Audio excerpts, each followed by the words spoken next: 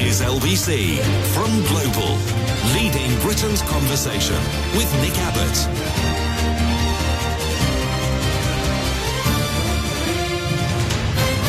Well, let's get back to it. Yeah, you better watch out, David Cameron, because that's a sort of outburst from you. It sounds like something approaching a hate statement, according to Cruella Bradman. I think this is nonsense. You want to watch yourself, mate.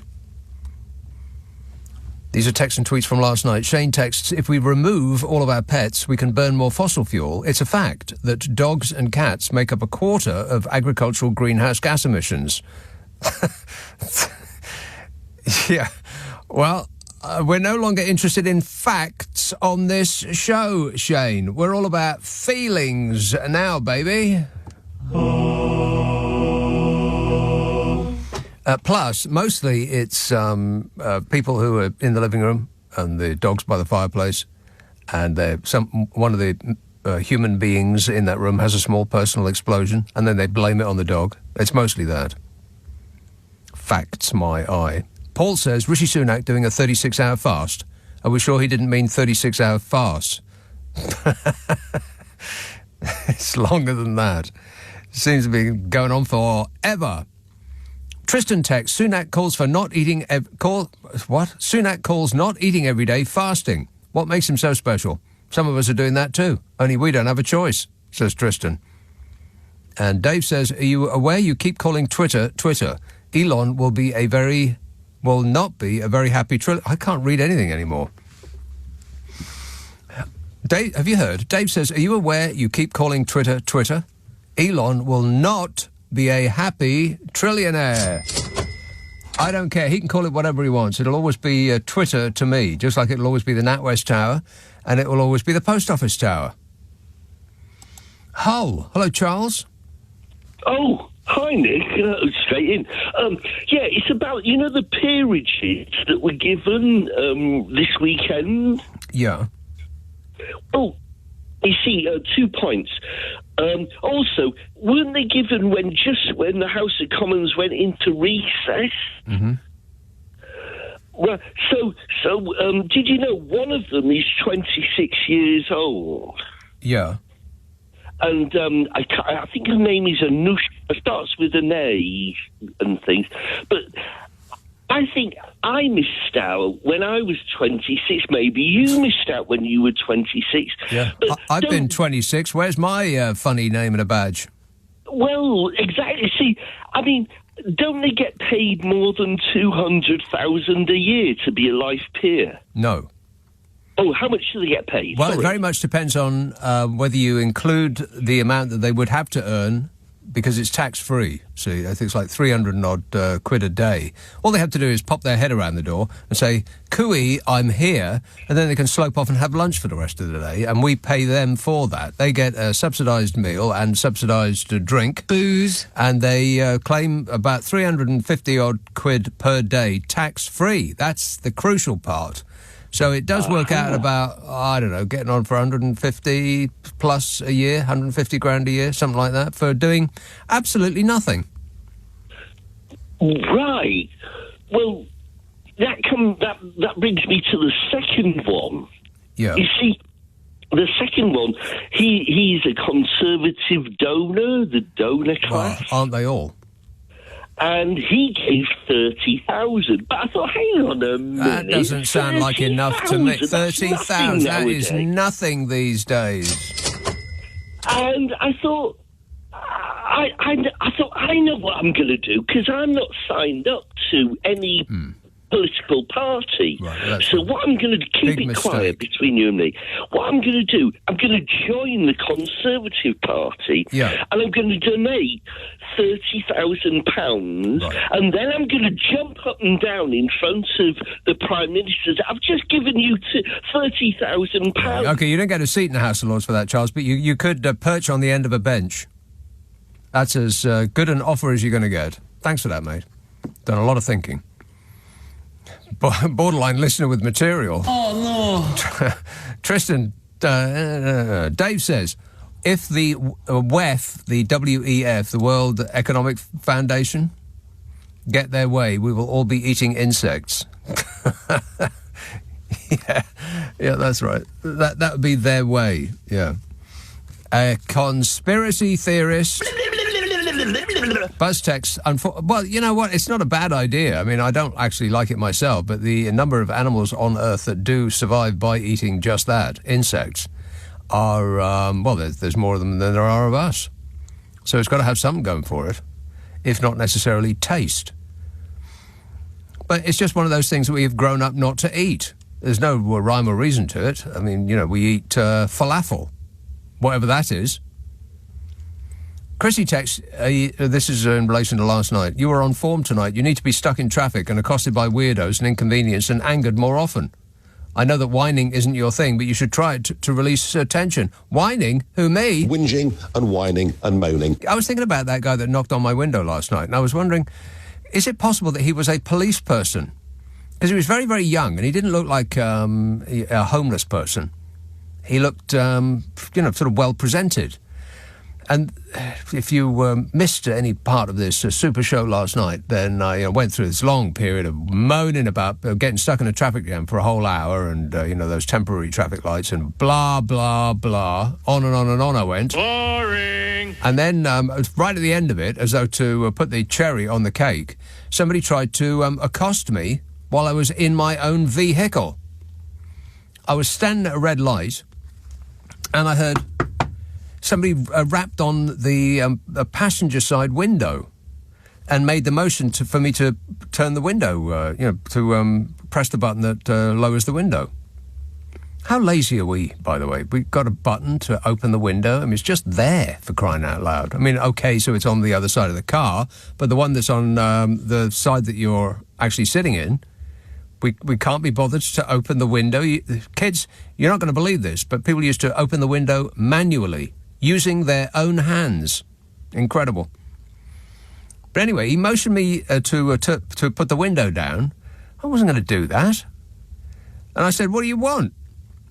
And when it was just weird, because when he initially knocked on the window, he then stood up. He didn't lean down so I could see his face. He just stood up. So all I saw was his midriff, as though he was impatiently waiting for me to open the door for him.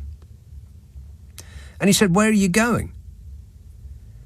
And I may have said something, I may have used an epithet. Disgusting. I may have said something I shouldn't utter, that I wouldn't have used in polite company. But I didn't know whether he was polite or not. I mean, I suppose he did knock. And the lights, and he looked, when I wouldn't open the window, he looked a bit, I don't know, as though he was losing patience with me. And it did occur to me later on, maybe he was a police person, but he didn't identify himself. But he just had that aura, you know what I mean? He just had that manner of, I've instructed you to do something, so you'll blooming well do it straight away. Or suffer the penalty. And it sort of bothered me all night long. I thought, oh, God, are the police going to now burst in through my front door at 5 o'clock in the morning? So I better get ready. better get out my best pyjamas, because I'm going to be, hauled out in them. And that's been worrying me. Either he mistook me for somebody else, or he was, totally, what's a polite way of saying doolally? Or he was, a representative of His Majesty's Constabulary, and he wanted to quiz me about the U-turn that I'd just done. Now, I don't know whether you're not allowed to do a U-turn where it was that I did one, but it seemed a bit proactive for him to run after me on foot and then accost me while I was waiting, minding my own business at the traffic lights. But it all just seemed a bit weird. And it's still bothering me a bit now. But you know me, I never complain. Whinging and whining and moaning. Not moaning, really, just, passing on information. Buzz text, unfortunately, unless it lines their own pockets, councils and politicians are not interested in repairing anything. No, Buzz, that is not correct. That sits alongside, oh, they're all the same. They aren't all the same. Some council persons work their bottoms off trying to make things better for their constituents. They're not all the same.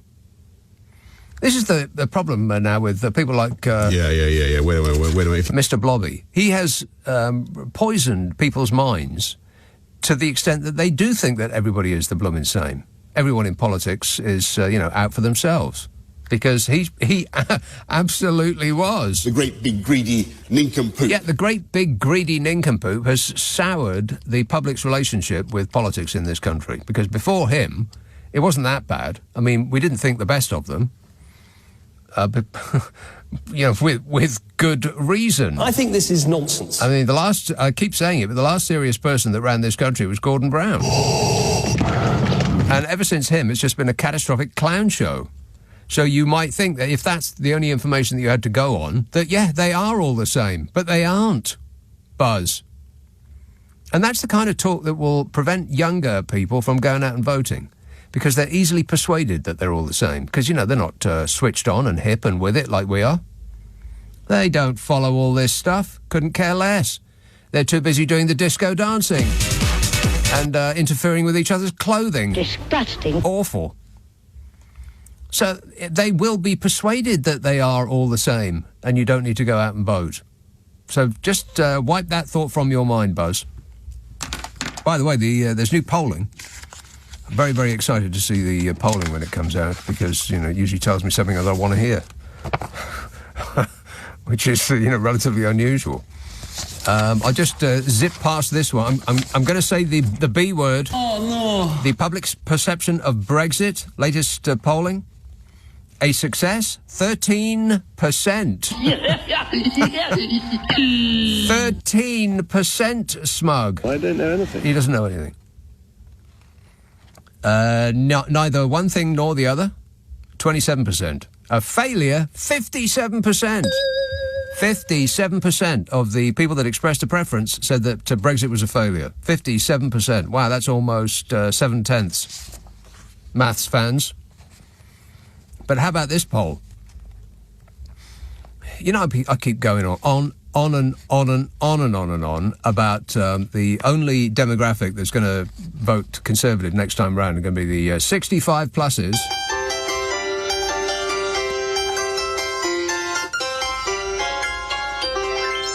Yeah, it's the oldsters that are at fault here. But hot news, fresh off the press, every single age group now is determined not to vote Conservative. 18 to 20, this is Labour's lead by age group.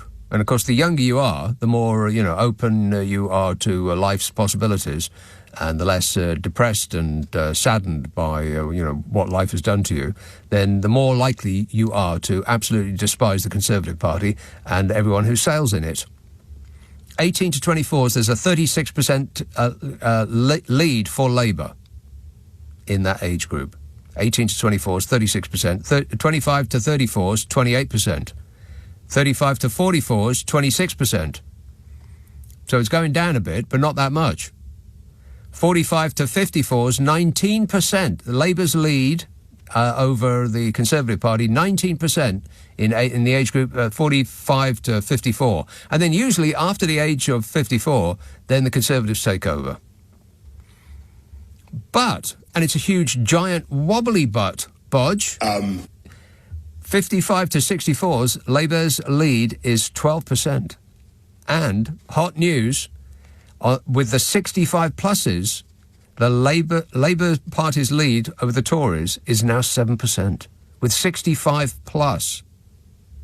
That is a sensation. Finally, you've seen the light, oldsters. Welcome to our world. 03, which means it's curtains for you, Smug, and Titchy, and certainly you, Liz. Absolutely. Absolutely.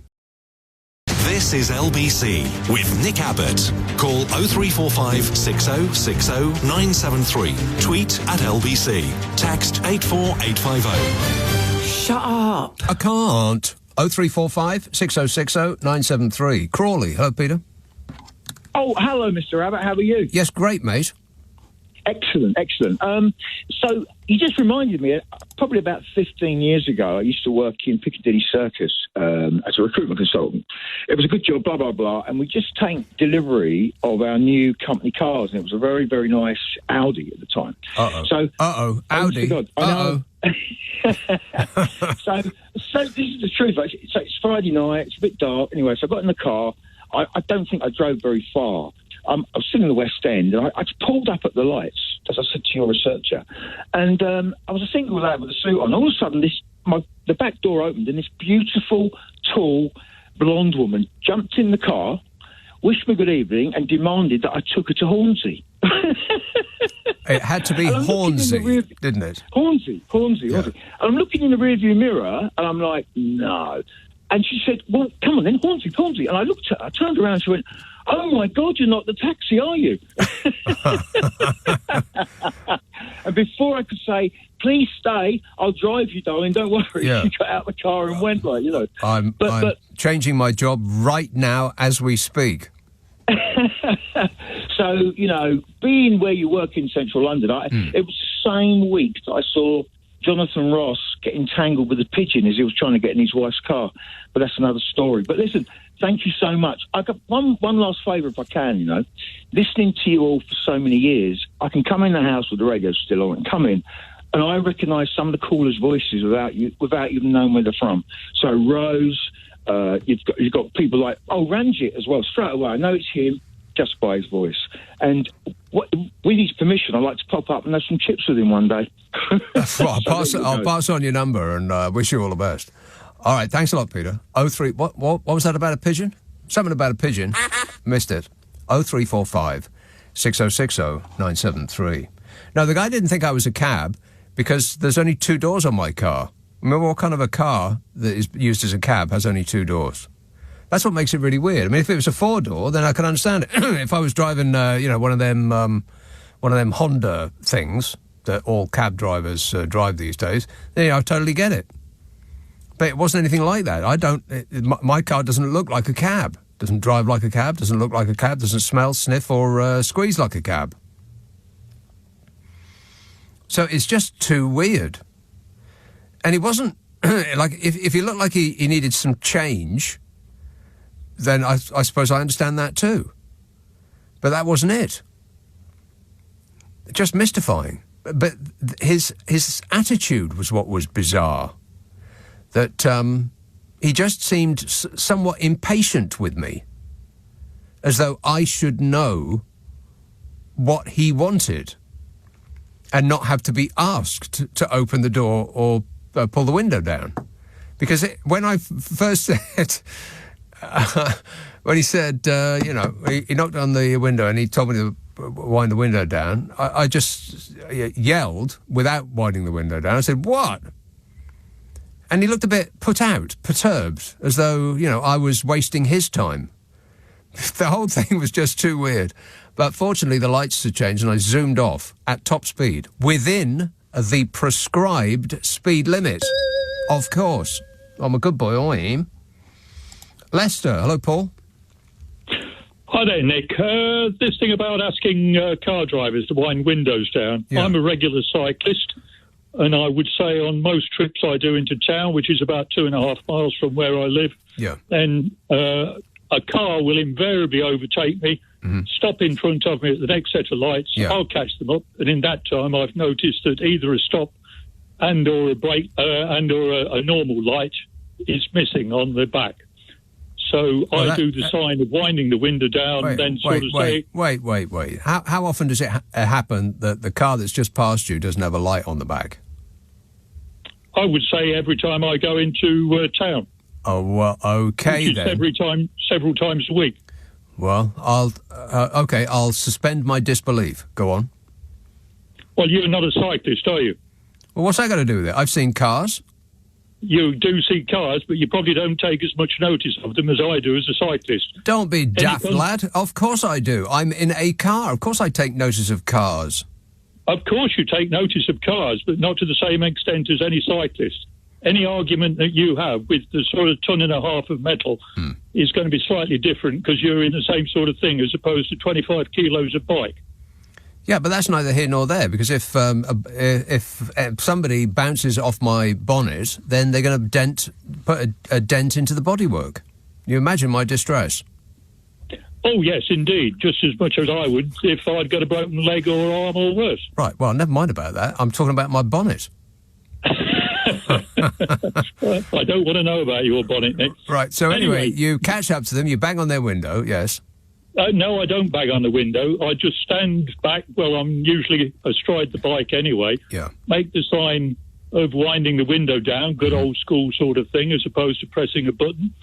They will probably... Yeah, because that doesn't work, does it? I mean, if you made the motion to push the button down to lower the window, that wouldn't really work, because nobody would know what you were doing. But the winding the window thing down, but only old people know what that means. No, disagree. Well, you're very disagreeable, Paul. I think it's you're probably that saddle is probably chafing. That's probably the root of your disagreeability.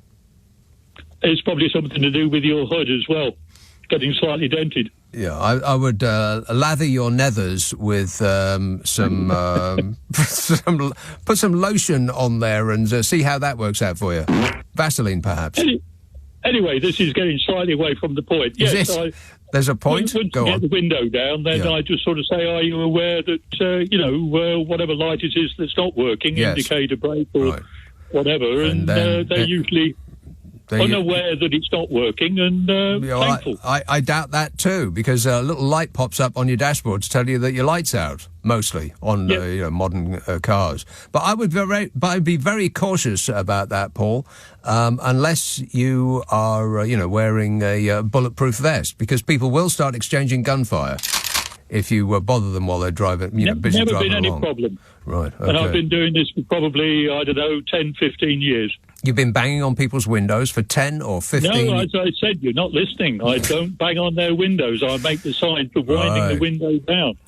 So I'm probably about 6-8 foot away from them. Right, because if they see it from the wrong angle, it might look as though you're making a different sort of sign. Disgusting. Yes, precisely. All right, thanks a lot, Paul. 0345 6060 973. Well, if you've never seen or been in a car that has a manual window wind, how will you know that that's what that means? I mean, there's entire generations, more than one generation that has grown up where you don't have a manual window, a handle, crank handle to wind it up and down. Because at some point we found that we were too blooming lazy to wind a window down. How ridiculous is that? We don't have electric windows in our homes. We go over to them and use our manual hands. Why is that special to cars? I don't really get it. But anyway, nobody over the age of... nobody under the age of, let's say... 30 will have any idea what you mean if you do a manual window winding sign. They'll think that you're they'll think that you're making a different sort of sign, one that you wouldn't use in polite company.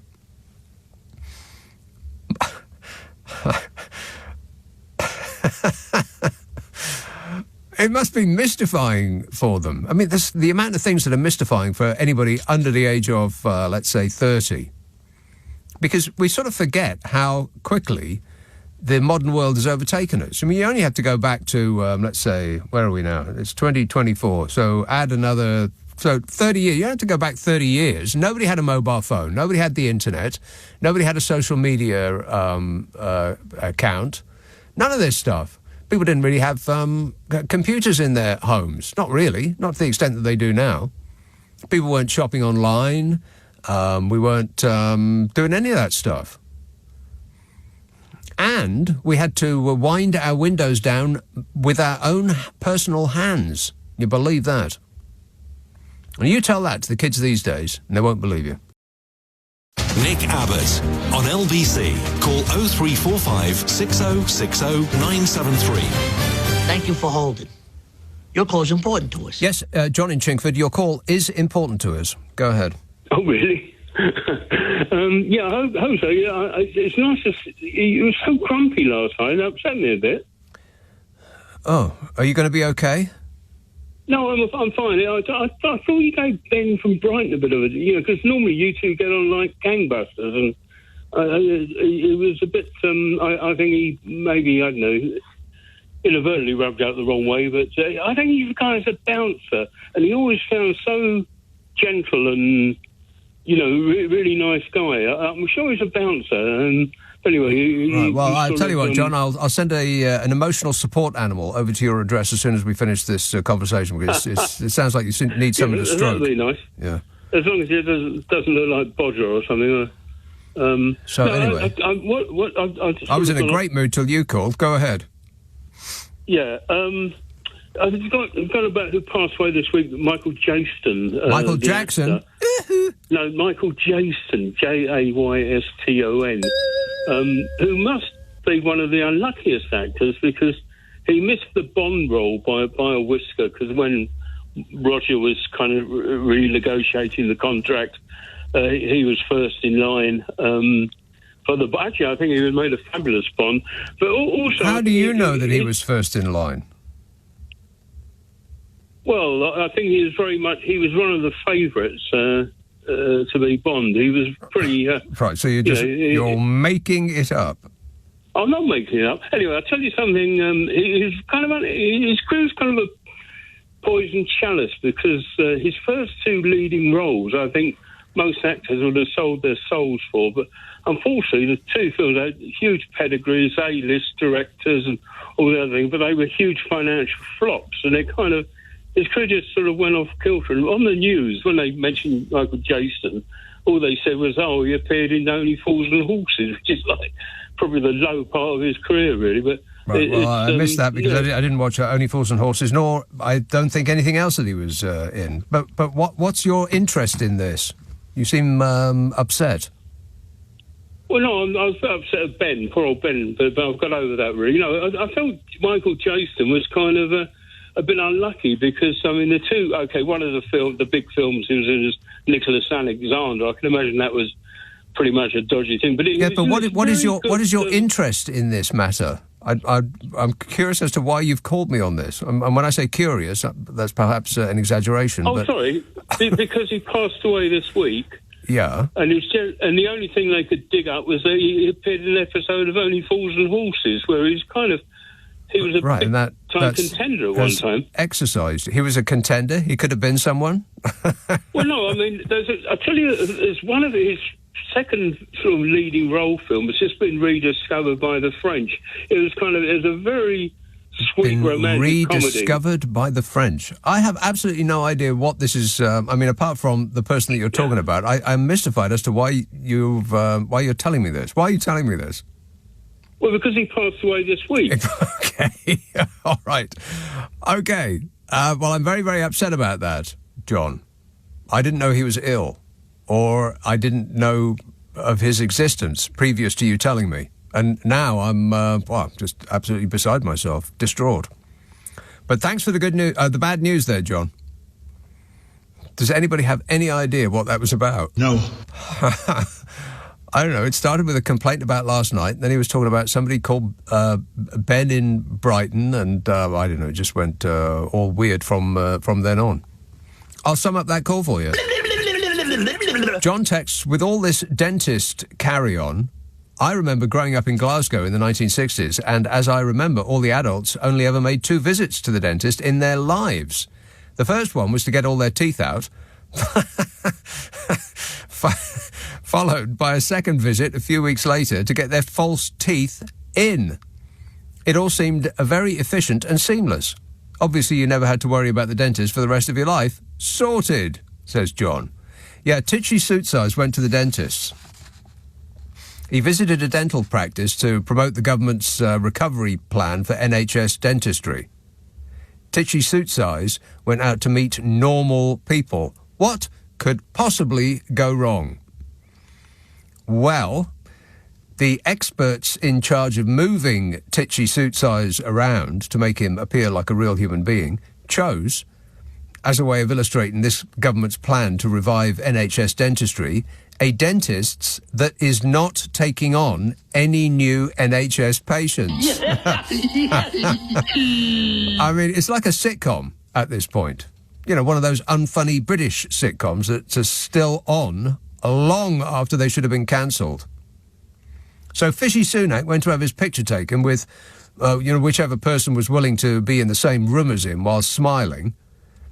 I don't know where they find them, honestly. And he landed... I mean, if he could corral all of the people that he has managed to get to surround him smiling for a photo op to vote Conservative, then they'd win the next election. Who are all these people? Anyway, Suit Size went to have his picture taken with some smiling people in a place called Gentle Dental in Newquay. Now, you know, I don't know anything about this practice, but I'm sure that they are excellent in every respect. But shouldn't joke names be reserved for hairdressers? You know, Curl Up and Dye and Head Office and Hairloom, that kind of thing. I'm sure it's right for them, but not maybe for a place that puts a drill in your mouth that sounds like kittens being strangled. Although Gentle Dental does make it sound like pain is not on the menu. At least not until the stick insect of mendacity hose interview, looking for a selfie. Oh, no. So, Fishy Sunak boasted that he was taking very significant action to end the ever-worsening appointment crisis, which was all Labour's fault, as they have failed to be elected for 14 years in a row, which is not just lazy, but quite possibly treasonous. No! So Rishi Sunak, he has a plan. This one involves giving dentists golden hellos, worth up to 20 grand, to move to dentists' deserts, places where the locals don't have any teeth left because they pulled them all out because they couldn't afford to go private. I mean, it's so bad here that people are actually flying to Ukraine, which is at bloomin' war, to get their teeth done. What? That's true. What's happening in this country? I mean, it's another one of those exercises where the Tories promise with great fanfare that they're going to clear up some of the mess they've made and tell us that they're doing us a favour while doing so. I mean, basically, they're freaking out that they aren't getting away with any of this anymore, and they're likely to get chucked off the gravy train at the next election, so the regime is engaged in pretending to fix some of the mess they've made of the country with furious desperation. And they call that the plan. We have a plan, and plan. Or you just go back to square one. Square one with the Labour Party, yeah, we've heard. Can we please, pretty please with sugar on top, go back to square one with the Labour Party? And the plan on this day was for Titchy to go out and get his photograph taken among some smiling proles and kid on that he had solved dentistry. But, you know, as you would expect of this catastrophic clown show, he couldn't even do that right and chose a practice whose own website states that it is not taking on new adult NHS patients or anyone entitled to free dental care. I mean, it's priceless. And the chair of the British Dental Association, a bloke called Eddie Crouch, I don't know, if you were chair of the British Dental Association, wouldn't you prefer Edward? I think I would prefer Edward. I mean, if somebody's going to come at me with one of them instruments, I would prefer that he was Edward, not Eddie, wouldn't you? Eddie sounds like a football commentator. Anyway, Eddie said, Rishi Sunak is seeing what life is like for millions of people across this country. The difference is he has options. The PM won't have to queue around the block to get an appointment. He won't face travelling hundreds of miles for care. He'll never find himself reaching for a set of pliers. I wonder if Gucci do dental pliers. The paucity of the government's plan means that many patients will keep facing these horrific choices, says Eddie Crouch, chair of the British Dental Association. And what did the regime say about this? Well, they were too busy trying to kid on that they sent Titchy to that dentist practice on purpose. Yeah. Yeah. Downing Street suggested the decision to visit a dentist that wasn't accepting patients was deliberate in order to hear from a surgery that has experienced barriers to providing appointments for patients. Anybody buying that? No. No. Not a word of it. Of the near 5,000 dental surgeries in this country, 82% are not adding new over 18s to their list. 71% not taking new children. Unless you got the money, honey, and then the doctor will see you immediately. Latest NHS figures show 26 million adults, that's about 60% of the population, have not had a checkup in the last 2 years. What? 2 years. Brits have told how they've been sat on waiting lists for months and travel abroad to see a dentist after finding it impossible to get an NHS appointment, and they've slammed the system as Victorian. Yeah, we've regressed in this country. And did you see in Bristol this week, that line of people? Hundreds of would-be patients queued outside this newly opened NHS dental surgery. Hundreds of people, including children and the elderly. They queued in the wind and the rain outside St Paul's dental practice. People using walking sticks. Some people were so ill they had to bring their own chairs to sit on. In this country. And they queued for days. On the third day of queues, they were met with a sign on the door saying, "We are not enrolling any more patients." No more. They queued for 3 days. Police were called in to turn the patients away, cutting off a line that snaked hundreds of metres. Experts said the queues would be replicated around the country if more practices were taking on NHS patients, which is all perfectly normal in a well-run country. Leading Britain's conversation. Nick Abbot. Alexa, send a comment to LBC. Here are the studio calls flashing up on the indicator. Yes, and this call is coming from 6,000 miles away. Let's see. I bet the call is clear as a bell. Coming as it is from Osaka in Japan. Hello, John. Right, Nick, am I coming through nice and clear? It sounds like you're in the room with me. That's a relief. Spooky. Yeah, you were saying about the temporary traffic lights, yeah? Can I just ask, hang on a minute, can I just ask, are you on a mobile phone or is it a wired, what do they call them? A wired phone? No, it's a very smashed up and old mobile phone. Amazing. A landline is what I was going for. That is absolutely extraordinary. Why? Why is it so clear? I mean, it does sound like you're calling from next door. It's OCN is the provider, so hats off to them, I guess. Well, but it has to. I mean, it has to get picked up by, whatever electrical product we've got in this country. I mean, probably run by batteries, or there's somebody on a bicycle pedalling furiously to create energy to make it all work. I've got absolutely no idea. Do things generally work in Japan? Yeah. Because we get the feeling in this country that nothing works at all. There's absolutely nothing that we rely on works anymore. Do people in Japan get that feeling? No, I mean, internet's pretty fast. Trains are not usually late, and there's a abundance of all types of clinics and hospitals, even if they are shut at the weekend. Are they? They're shut at the week. Hospitals? Yeah, all the big ones are, yeah.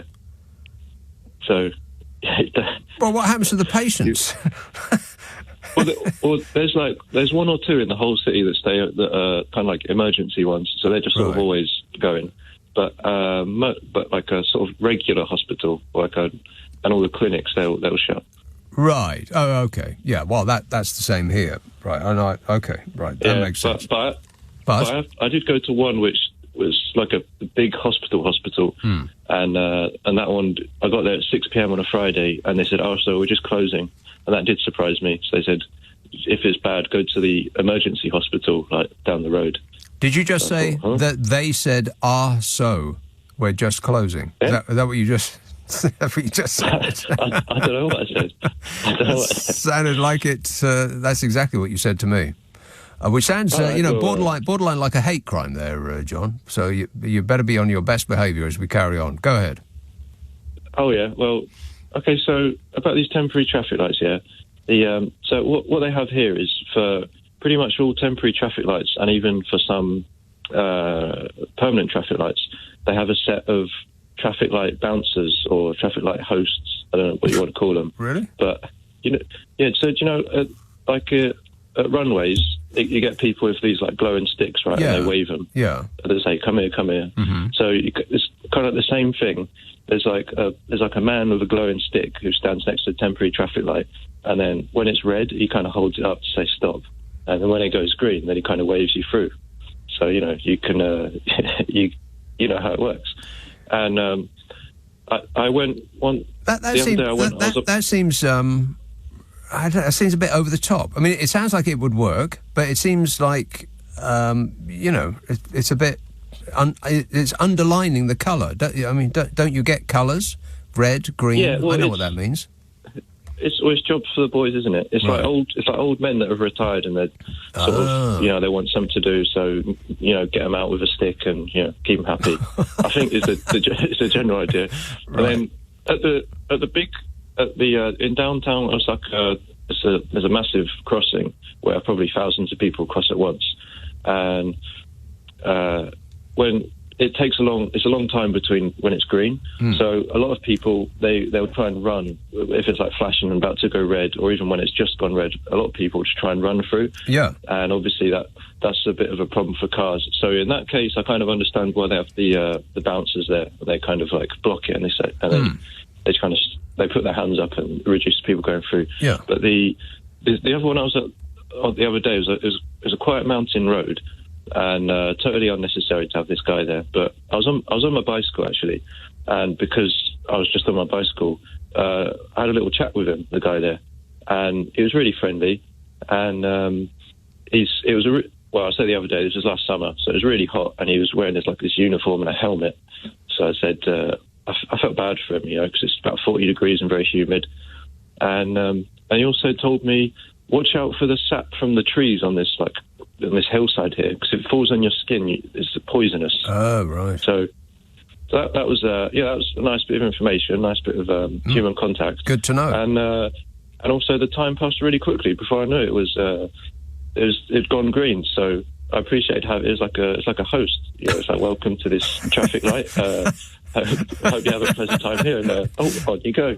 Yeah, so, that sounds great. I would have much preferred that we actually had a human being in charge and could see that the traffic light that I was stuck at yesterday was stuck on red. That's why it took so long to get through, is because each car or bus, of which there were a lot, had to make the decision to run a red light, which nobody wants to do. And you get to the front and you don't know for real that it's stuck on red. So you have to wait long enough to come to that conclusion and then run the red light with all the attendant risks that go with that. But if there had been a human being, then they would have seen that it was malfunctioning. Yeah. Yeah, it's a lot of stress that you don't need. Exactly. Having to being forced to make that decision. Yeah. Well, I don't know. So I thought maybe he was like a traffic light host, but from what you're describing, it doesn't sound like he was that friendly. So. Oh, you mean the guy rapping on my window? Yeah. No, yeah, maybe he was just going to try and pass the time with you. I don't know. Yeah, that's right. He just saw that I was bored, waiting for the light to turn green, and thought he would have a chit chat. Yeah, maybe pop in and exchange pleasantries. Yeah. Or maybe he knew a shortcut, so he thought, if you go in here, then if you press this panel at the side of the road, this wall will disappear and you can go through. Or if I told him where I was going, he'd say, "Oh, well, you don't want to start from here." All right, thanks a lot, John. 0345 6060 973. Can you believe that? I bet the next call that I take from just down the road, I bet I won't be able to hear a single solitary word they say, because it'll sound like they're calling from a submarine. Let's try it, shall we? There'll be a science experiment. Clacton, Ben. Hello. Yes, Ben. I'm ringing from a landline, so you should be all right. Oh, well, that's cheating, that is. Yes, that was interesting about Japan. Yeah. Yes, Alan Bates, last week, he was complaining because the government had offered him 6 times less than he actually calculated he wanted. So he's going to have to go back to court. And there's been several people on television about it in the same position. Right. Just to clear up for those. Hang on a minute. Wait. Just to clear up for those who don't know, you're talking about the post office chap. Yeah, the leader of the postmasters. When the government said they were going to make swift and fair payments. Yeah. Oh, sure they will. Yeah. And of course, it's all happened again. Yeah. And it's been the politicians are very quiet on it, and the newscasts only give it brief attention. Well, that's because people. That's because people have heard the story already, and that's not news anymore. Because the most important part of news is new, the first three letters. And so, if something like this comes up, and the government says they're going to fix it, then all journalists turn on their heels and march in the opposite direction, thinking, well, that's completely solved. Then we don't need to write about that anymore. And that's what the government relies on. That journalists and just members of the public won't be paying attention anymore. You just get ground down. And it's like negotiating a contract. Same thing. You just hear the same number over and over and over again. It's like the government with the junior doctors. They say, oh no, we can't do that. They're just hoping that they're going to give up. Yes, I mean, it seems to be working because nobody's talking about it anymore. Yeah. And he said it was cruel, and of course it is. Yes. It's just a crazy country we live in where a story can take the headlines 24/7, and all of a sudden it disappears because the government say they're going to sort it. Yeah, they say don't worry about a thing. Well, we're totally on this. We're going to make it our number one priority. And then they don't. They completely ignore it. But people don't want to. It's like Brexit. People don't want to hear the word Brexit anymore, despite the fact that it is having a catastrophic effect on this country, and it's getting worse on a daily basis. But you don't hear that really in news programmes as an explanation to why this or that may be happening, because that's old news, and nobody wants old news anymore. They want new news. Well, it's the same as COVID. COVID is still around, but nobody mentions it anymore. Uh-oh. You said the C word. Oh, no. All right. Okay, thanks a lot, Ben. Yeah, we really don't want to think about that anymore. Oh, pretty pleased with sugar on top. Nothing like that ever happens again. Not while I'm still around. Thanks a lot, Ben. 0345 6060 973. Text 84850. Email nicka@lbc.co.uk. If you're on Twitter, it's @LBC. I want to talk about the advice that we've been given about what to do when it's raining. I mean, every day, in every way, it just gets sillier and sillier in this country, doesn't it? And there's also some interesting idea about why the Tories have slumped with now every single age demographic. And it's a reason that I've posited before. I might come to that in a while. 0345 6060 973. On your radio, on Global Player, and Play LBC. Leading Britain's conversation. This is LBC.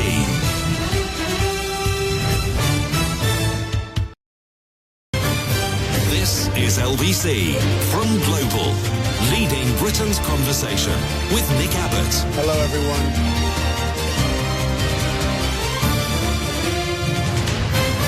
You know, some whack job can say this stuff and get away with it? Mike texts, not only did Sunak make all of his money gambling, he also went on the record on Test Match Special boasting that he used to bet on cricket. He is a liar, says Mike. Liar! Yeah, he said he's not a gambler. That is literally how he made his money, by gambling. Of course, they don't call it gambling, they call it speculating. Just as they don't call it, I mean, if you're rich, they don't call it giving money to charity. They call it being a philanthropist.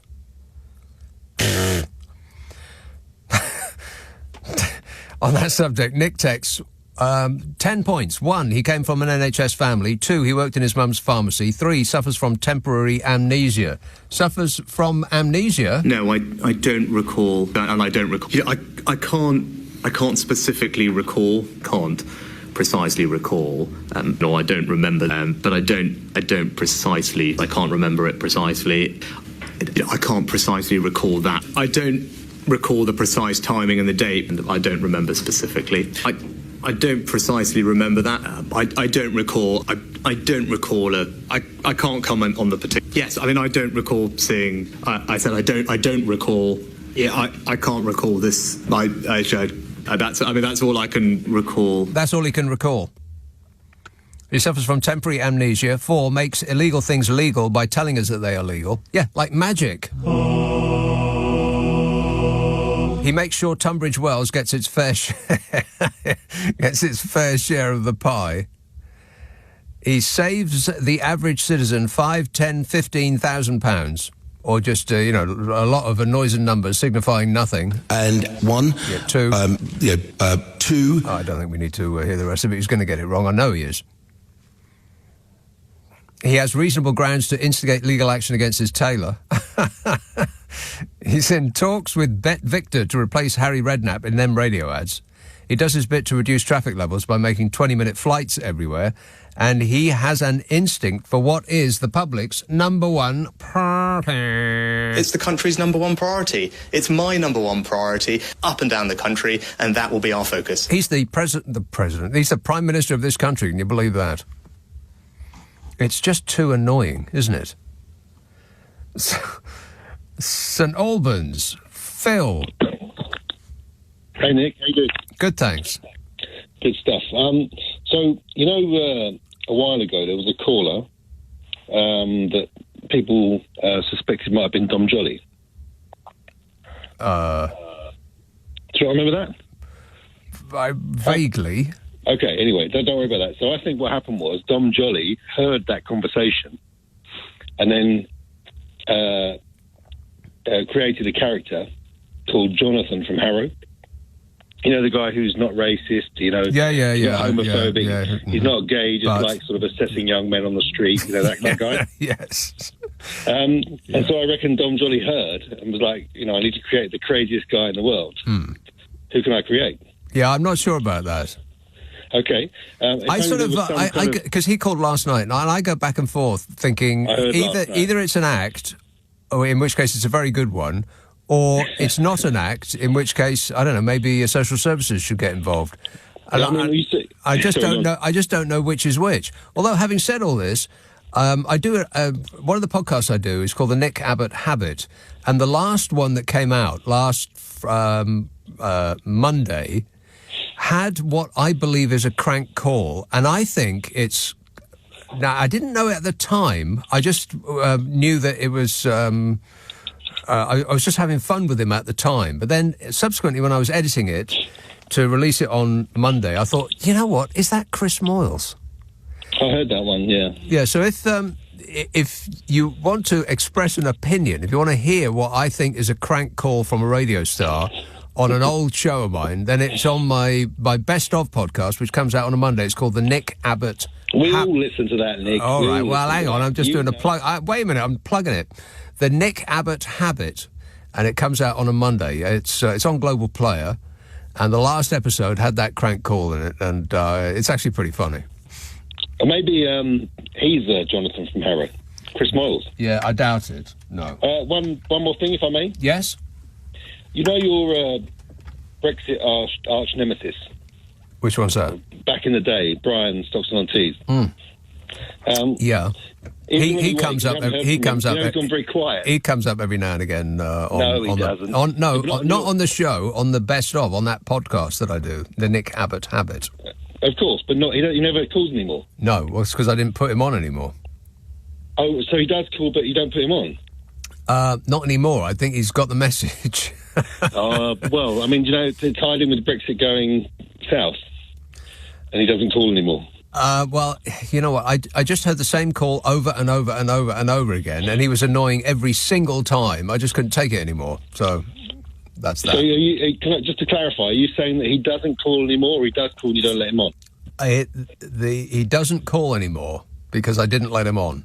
But that's all. Okay, cool. Can we put a shout out just to see if he's actually still all right? Yeah, and with us. No. But thanks for asking. Appreciate the query. Thank you. Thanks a lot, mate. John says there's a channel on YouTube called Nick Abbott Clips, and the profile picture is your face photoshopped onto Donald Trump's mugshot. And I'm looking at it right now. That is super scary. Oh, my God, that's me with Donald Trump's hairdo and his orange facial makeup. How do they do that? That is total fake news. I can't stop looking at it. That is frightening. Huh. Well, you know what? I'm going to tweet that out. I'm going to take a picture of it and I'm going to put it on my Twitter feed right now, instantaneously, if not sooner. So there it is. And during the course of the next break, I'll put it on Twitter. N.I. Abbot, 2 B's, 1 T. So watch for that on a computer screen near you.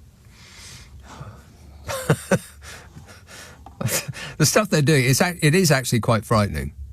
And the forthcoming election, both here and in America, are going to be, the false information is going to be coming your way like a tsunami.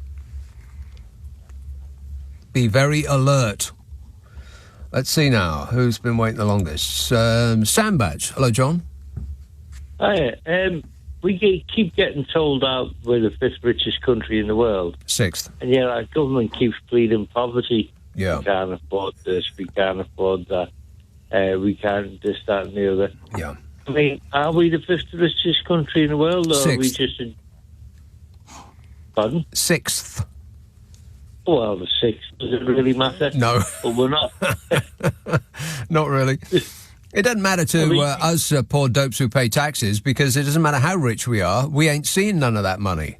It's like walking through Chelsea. It's a very, very rich area, but none of their money is going to land on you. No, I've never walked through Chelsea. Oh, so no. John, you haven't lived till you've walked through Chelsea. But, they got roads and pavements and everything. You wouldn't believe it. I know. Well, I can imagine.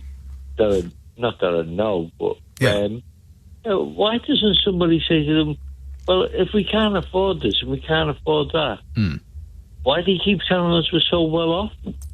Yeah, that's a good point. But it is true that, I mean, we're one of the most unequal countries on Earth. I mean, America is pretty bad, but this one here that we're living in, it didn't used to be like this, but over time, and over successive conservative administrations, because they're the ones that have ruled us for the longest period since the Second World War. It's about 2-1 with them and the Labour Party. They have fashioned this situation that we find ourselves in, where nobody's getting any wealthier except those that have already got all the wealth. Yeah, well, I mean, like you say when you ask the question, can you tell me what the Conservatives done for the last so many years? Nothing. Well, I've thrown that out as a suggestion to get people to call in and set me straight on multiple shows for many, many hours, and I haven't had one single solitary thing that people have told me has got better over the last 14 years. Not one. Not one. Sunak keeps saying, "Oh, Labour hasn't got a plan." What's his plan? Yeah. Well, he keeps saying his plan is to keep saying that he's got a plan, without actually elucidating what that plan might be. He just keeps saying the word plan all the time. They don't have a plan. Well, I've got a plan, and the plan is working. We must go back to square one. It's on one. Painful. I think his plan is to get, when it's all over and dusted, he is going to lose. Yeah. He's going to clear it off to America. Well, his plan is to catch the first private plane out of here. Yeah. Yeah, and with his teeth. With his teeth? Yeah, because he'll be taking his teeth with him. Yeah, no doubt. Yeah. He's got sparkling teeth, but everybody else is lining up with dentists. Yeah. Everybody else's mouth looks like a disused cemetery, and his teeth are so bright you can barely look at him. All right, thanks a lot, John. So this was in the Financial Times the other day, and it's a more sort of grown-up way of putting what I normally say is the problem with the Conservatives, or the problem in the future with the Conservatives, is that young people aren't getting wealthier anymore. It used to be a conveyor belt. You'd start young, and you'd have an open mind, and you cared about your fellow person. and you wanted everybody to do well. And then, as life ground you down and you acquired possessions and a home and a car and, kids and all the rest of it, then you started to be less concerned about other people, and you wanted to build a big, beautiful wall around your house and your money. And you vote Conservative because you thought that that's the party that's going to let you keep all of your cash. That's my way of putting it. There's a chap called John Byrne Murdoch, writes for the Financial Times, and he said the following. The Tories have slumped with almost all demographics. The near-complete desertion of Rishi Sunak's party by young Britons, though, is astonishing. According to the latest polling, only 1 in 10 under 40s will vote Conservative at the next election, which brings to my mind the question, why are 1 in 10 under 40s thinking of voting Conservative at the next election? Hello? Wake up, sheeple, it's later than you think. I mean, 1 in 10. That's almost 10%, maths fans. He says numbers like these are almost unprecedented. How did one of the world's most successful political parties slide to the brink of generational wipeout? The single most important factor is the dramatic breakdown of upward social mobility in the UK. Correct, Amundo. It's hit young Britons much harder than their contemporaries elsewhere in the developed world. See, this is a problem that is unique to this country. He says, we tend to talk about the decline in young adults' home ownership as if it were a universal phenomenon. This is wrong. The share of 25 to 34-year-olds who own their own home in America is 6 percentage points lower today than it was in 1990. In Germany, it's down 8 points. In France, it's down just 3 points. In Britain, the drop is 22 points. The share of 25 to 34-year-olds who own their own home in France is down 3 points since 1990. Here, down 22. This is an entire, more than one generation that has been absolutely abandoned by the regime. And this is what they get. I mean, it took a long time for them to get punished for it, but here we are, finally. He says the conveyor belt of socio-economic progress may have slowed elsewhere in the West, but in Britain it's sheared in two, leaving a generation stranded below. Yeah. And they're set in a well, essentially. They've been chucked down to the bottom of a well because they cannot get out. Impossible. You can't save any money because your rent takes all of the cash that you make working night and day. And so you will not get on the property ladder. You will not have savings. You will not be able to afford a car or any of the things that were available to the generations that are previous to you. And the only possible way that you could get out of it is if you get money from the bank of mum and dad, which is essentially just keeping the wealth within the families that already have it. Amazing. And it's been so comprehensive that you'd think that if they do actually have a plan, this is it. To take the money, the wealth, from the young and give it to the old on the assumption that the old will continue to vote Conservative. And up to this point, that is exactly what they have relied on. But now, even the old, even those over 65, can't stand them. In the old Thatcherite world, says John Byrne Murdoch in the Financial Times, young Britons had realistic expectations of upward mobility and home ownership, and their political interest naturally lay with the party of homeowners and low taxes. Today, none of these things are true. Young Britons have lost the belief in social mobility that was given for their given for their parents' generation. And this economic decoupling is matched by a growing misalignment on values brought into sharp relief by Brexit. The share of 18 to 34s in Britain say that they strongly dislike the Tory party because of Brexit. It used to be about 20% before the EU referendum. Now it's 40, doubled, that they strongly dislike the Tory party. And the Conservative Party are freaking out because, the chickens have come home to roost, which is a brand new experience for them. Hoist by their own petard, smug? I don't know anything. Doesn't know anything. At least we can agree on that. Nick Abbott on LBC. Call 0345 6060 973. I really like you. Do you like me? Yeah, so I just stuck it up Twitter. That picture of my face smashed into Donald Trump's face. And it actually makes him look better. Don't be rude. 0345 6060 973. My Twitter account is NI Abbot, 2 B's, 1 T, by the way. It's quite an alarming image. Manchester, Christine. Hi, Nick. Christine. As I've been on the move like a gypsy from London to Manchester. Oh, yeah. Yeah. On the run, are you? On the run from Brexit. like everything this government has done to destroy us, our economy, our culture, our opportunities in the world to progress. Yes. It's this government, And they're doing their best. Well, but the thing is, I blame the British people. Why didn't they stand up to them earlier on? If it was the French or... Oh, blimey. If it was the French, this entire country would be on fire. Yes. I think we need to have more gumption for our morals, and what's right and what's wrong and what's just. That's We've excellent. been robbed by this government. Yes. We've been robbed and thrown in the gutter, especially our young people. Yeah. Their opportunities, especially. They've been robbed. Exactly right. Yeah. Good word, that gumption. Yeah, and I hope the next leader of the. I've always voted Labour, but I'm so disappointed with Keir Starmer about his attitude towards Gaza and the Middle East. Oh, yeah. And because it is ethnic cleansing or genocide. I mean, they keep on saying Hamas is a terrorist. They said that about poor old what's his name? I thought my brain's gone at 74.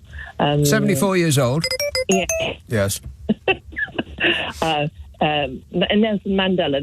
How long did they imprison him? And the world did nothing about it till the artistic world, the music, musicians and all, they stood up for him. And nobody's standing up for Gaza. All right, Hamas did the most dastardly thing ever, but not compared to what's been done since. I think this is going to go down as one of the worst. You know what? Let's not talk about this, Christine, because you're just going to bring us all down. That's not what this show's about. The Sunday show might be about this, but not tonight. All right. All right. But I just feel so sad and upset. As a human being, I cry sometimes when I see. But Christine, are you continuing to talk about the thing that I just said not to talk about? Yes, you are. Naughty. And another thing I want to say. And another thing. Yes, I because I've been so exhausted and stressed out at moving and doing this and that. Sometimes I can't listen to your show. I just fall asleep. So what I tend to do is go on Global Play and say, "Can you play Nick Abbot the whole show?" Yeah. And for some reason, I've been stuck on January the 13th. What's wrong? Ask it to play Nick Abbot the whole show podcast. Podcast. Okay, I'll add that to it. Yeah. Yes, because I mean, you keep me going. When I feel down, I put you on, and I kill myself laughing. So you keep us all entertained. You lift our spirits. Well, that's very nice of you to say so, Christine. If you feel down, get some HAPP Winers in your life. All right, thanks a lot. Cheers, my dear. 0345 6060 973. I should have asked her if anything got broken during the move, because usually something does. Or lost. Where does all that stuff go, by the way? I mean, you check the van when they deliver all your stuff, and there's nothing left in the van, so where's it gone? Darryl says the Tories don't want to give the NHS doctors more money because they said it would be inflationary. Curious, then, that they want to cut taxes to, quotes, put more money in people's pockets. Wouldn't that be inflationary too? Good point. Carol says, well done, Prince Harry. Substantial win against Mirror Group. Piers Morgan still in denial, claiming that he, when editor, did not know about the phone hacking. Yeah, I'm on Hazard's side. Hazard and Sparkles. Colour me on Hazard and Sparkles' team. I'll wear the T-shirt if necessary, but not in public. York. Hello, Jan. Hello, Nick. How are you tonight? I am great, mate. Very good.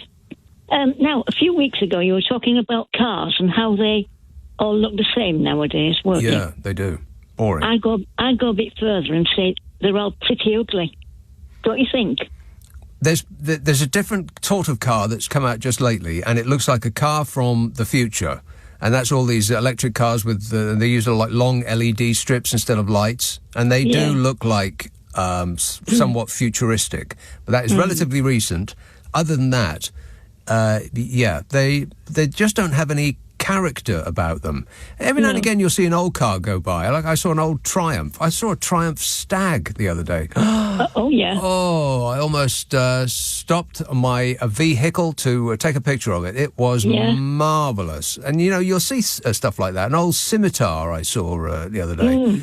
And you think, wow, you don't want to get stuck behind one in a traffic jam because the pollution that they belch out the back is totally noxious. I mean, they're awful engines, but the body good just to look at. Oh, absolutely. Yep. I mean, I mentioned this to you once before. I started watching Bangers and Cash, and you see a lot of old cars on there. What's that? It's a program about an auction house. They auction cars, and it's very good. I got quite hooked on it. Is that on at the same time of day as those programs where people are filmed getting stopped coming in at the airport? No, it's on at night. Oh. Yep. Oh, 8 o'clock. Well, it's on 8 o'clock, 9 o'clock. It's on quite a lot. Right. Twice. Twice a night. It's on 8 o'clock and 9 o'clock. It's on modern twice a night sometimes. Yeah. Blimey. It's on the Yesterday channel. You ever watch that? Oh, Yesterday. Yeah, well, the Antiques Roadshow is on the Yesterday channel. I love the Antiques Roadshow. Yeah. It's like having a little holiday, isn't it? Because it's always somewhere sunny and nice, and they've got a big mansion or something in the background, and exactly. There's the blessed Fiona. Mm-hmm. Well, if you stop to watch Bangers and Cash when the Antiques Roadshow's finished, you might enjoy it. I don't know. You see all the old cars, and you don't fancy it, do you? I don't know. I mean, it's just like people buying a car. Well, it's not just that. You see them going to collect the car and... Oh, driving as well. Oh, yeah. I'm not selling it very well, am I? No, I can't believe that's on television, let alone twice a night. It is. It's quite good. I got quite hooked. Bangers and Cash. Who's the presenter of that programme? Well, there isn't one, really. It's just about the people who own the auction place. It's a father and two sons, and it's very good. Well, anyway, I'll put it on my list. Give it a go. Just one more thing before I go. Can I mention another thing? And in closing? Mm-hmm. Did you get your jigsaw finished? I don't think I'm a jigsaw person. Oh, dear. I just find it annoying. Really? Yeah, my eyes just sort of just slide across all these what look like random colours to me, and I just can't. I just find it annoying, and I don't want to have more annoying things in my life. So I think I'm going to give up that whole jigsaw thing almost before I've started. Oh dear, that's awful. Did you sort your pieces out properly? Well, you know. Well, what do you mean, sort my pieces out properly? Well, some have more than 2 nodules, as you call them. Oh, no, I cut all those off. No, you sort them out. Some have 2, some have 3, some might have 4. Right. You know, you've got to sort them out, and then you can see that, you know, what you need. No, I can't. I can't see what I need. It all just looks like they're either, orange, or they're red, or they're yellow, and they don't fit. And no, I just find it annoying. It's not relaxing. It doesn't put me in a good mental frame. It just puts me on edge and agitated because I can't solve this blooming puzzle, and it makes me want to kill it. Oh dear. But I am determined to finish it before I put it away in a box and then never play it again. Well, that's good. Yeah. Going back to the cars, though, for a minute. Oh, now, wait a minute. You just said that was the last question. I know, but I've just thought of this. Can I just pop it in quickly? It'll have to be very quick. I did see an advert for one the other night, and it wasn't too bad. Can I mention what it was? What, the car? Mm. Go on then. The Polestar. Have you seen that one? Oh, yeah, that's a Swedish thing, isn't it? Yeah. Yeah. Well, people aren't buying that on at auction. That's a brand new thing, isn't it? Exactly. Yeah. No, I saw an advert for it. It wasn't on Bangor. Oh, I see what you mean. No, right. no. So that's what I was referring to when I was thinking of some of the cars that have just recently come out. They look like from Space 1999. Anybody remember that? It looks like the future, baby, but it's happening now. Got to go, Jan. Thanks for that. Nick Abbott on LBC. Call 0345 6060 973. You've got a good, your mind is a little bit, you know what I mean, three-dimensional. JT texts, why can't the Speaker, Mr. Speaker, insist that the PM answers the question that he's been asked? If he's not prepared to answer, he should say so, and then we can move on to the next question. That would reduce Prime Minister's questions to about 5 minutes, and we wouldn't have to endure all of that Neanderthal braying. Yeah, I think the Tories do it deliberately in order to scupper skiers, his flow.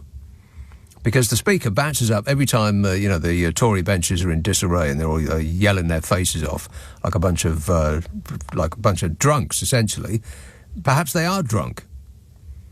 They certainly sound that way, and they act that way. They're grown-ups, for crying out loud. How can they not be drunk, making that kind of racket? But because they make a racket, the Speaker stands up and says, right, come on now, all that flat-out routine. And a skier has to sit back down again while he does that. Now, if the member doesn't want to be quiet, he'll leave. That nonsense. So he can barely get a sentence out before he has to sit back down again, and the Speaker stands up and tells everyone to shush. I think it's deliberate on the Tories' part. They deliberately do that in order to scupper his lines. Because every line ends in some sort of joke or a put-down or some other, learned line before he gets up there.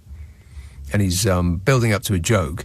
And every single blooming sentence, halfway through, he has to sit down again while the Speaker stands up and shushes them. It's deliberate. It happens every single blooming time. A memo must go round. Make as much noise as you possibly can. Act like you're at a chimpanzee's tea party. Of course, for some of them, it's easier than others. For some of them, it just comes natural. This says, did you see the list of 13 new peerages which contain many Tory party donors? I've always wanted to have a peerage, but you're now going to say it's my fault for being poor, says Ahmed. Well, you had a chance to be rich, Ahmed, but you failed. You failed to be born to rich parents. You had the opportunity, but you just passed it up. You only have yourself to blame. Grimsby. Hello, William. Hi, Nick. How you doing? Good, thanks. Good. I'd just like to say, you spoke about Brexit earlier and young people. Yeah. I think the Conservatives will lose the whole swathe of my generation, probably forever. Yes. I think Brexit has been one of the most catastrophic. I mean, it's not even for people who are older. I think just younger people, the idea of being able to travel throughout Europe, get a job, learn different languages, cultures, is something that, I mean, we just took it for granted, and now it's gone. I mean, it's terrible. Yeah. Yeah. You'll get no argument on that score from me. Yeah. But hey, we don't all have palaces like Carol in the south of France, but shame. Yeah, she voted for Brexit and then went to live in Europe. How about that? Yeah, I know, yeah. Well, that's like most of them, isn't it? I think you look at Suella Braverman. I've looked at her, like, Wikipedia before, and it says she's, like, studied French law, spent, like, her youth in France. Yeah. And these are the people who are directing us to say Europe is not like us, we need to break away from Europe. It just doesn't make sense. Yeah. No, it's the same mentality as me and my family, we can come in, but as soon as we're in, the drawbridge goes up. Yeah. Now we have to repel all borders because, we're full. Yeah. After I get in, we're full. Yeah.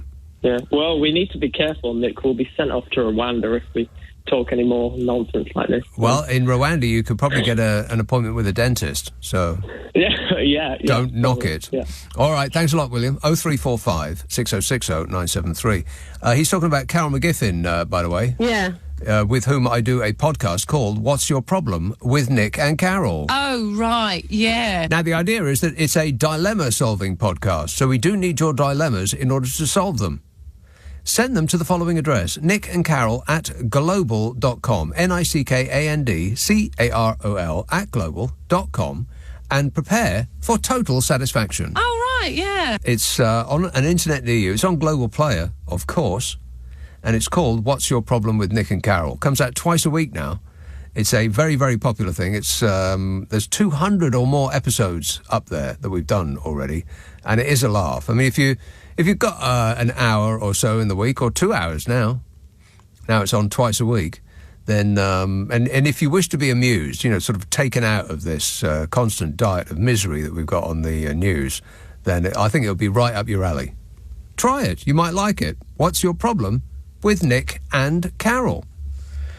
Let's have a call in Orpington. Hello, Luke. Hello, hi, good evening. Luke. The Putin Tucker Carlson interview. Oh, yeah.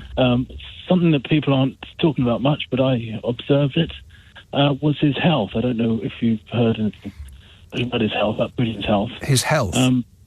Yes. I basically, as someone with Parkinson's myself, I noticed some sure signs in Putin sitting there that he has Parkinson's, and he knows it. Now, people have talked about he had to stop his leg shaking with his hand. Is that what is that what you're referring to? That was one of them. That was one of them. Yeah, several. So, I mean, yeah, some people said, does he have restless feet syndrome? Well, actually, one of the symptoms of Parkinson's is you get fidgety feet, and more on one side than the other. Of course, that was shown. You also, when you have Parkinson's, you tend to hold on to things to try and control, because Parkinson's is obviously where you're not in control of your body as much, right? Yeah. So you try and counteract that by hanging on to something like holding on to the chair a lot. Yeah. Another thing is that Tucker mentioned a few times about his gaze, saying he's really sort of irate and can't believe this thing about the Ukraine war and things.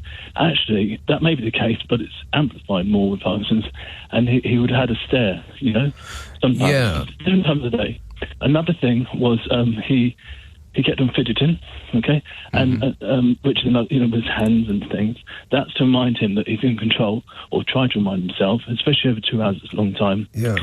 Another thing is that he did hold his leg, and so forth, to try and control it. And so I'll keep giving those symptoms, but as some of Parkinson's, I recognise these. What happens is, because if Parkinson's affects one side more than the other, your good side tends to look after the more challenging side, and that's what he did. Huh. So you'll notice that he kept on using his left,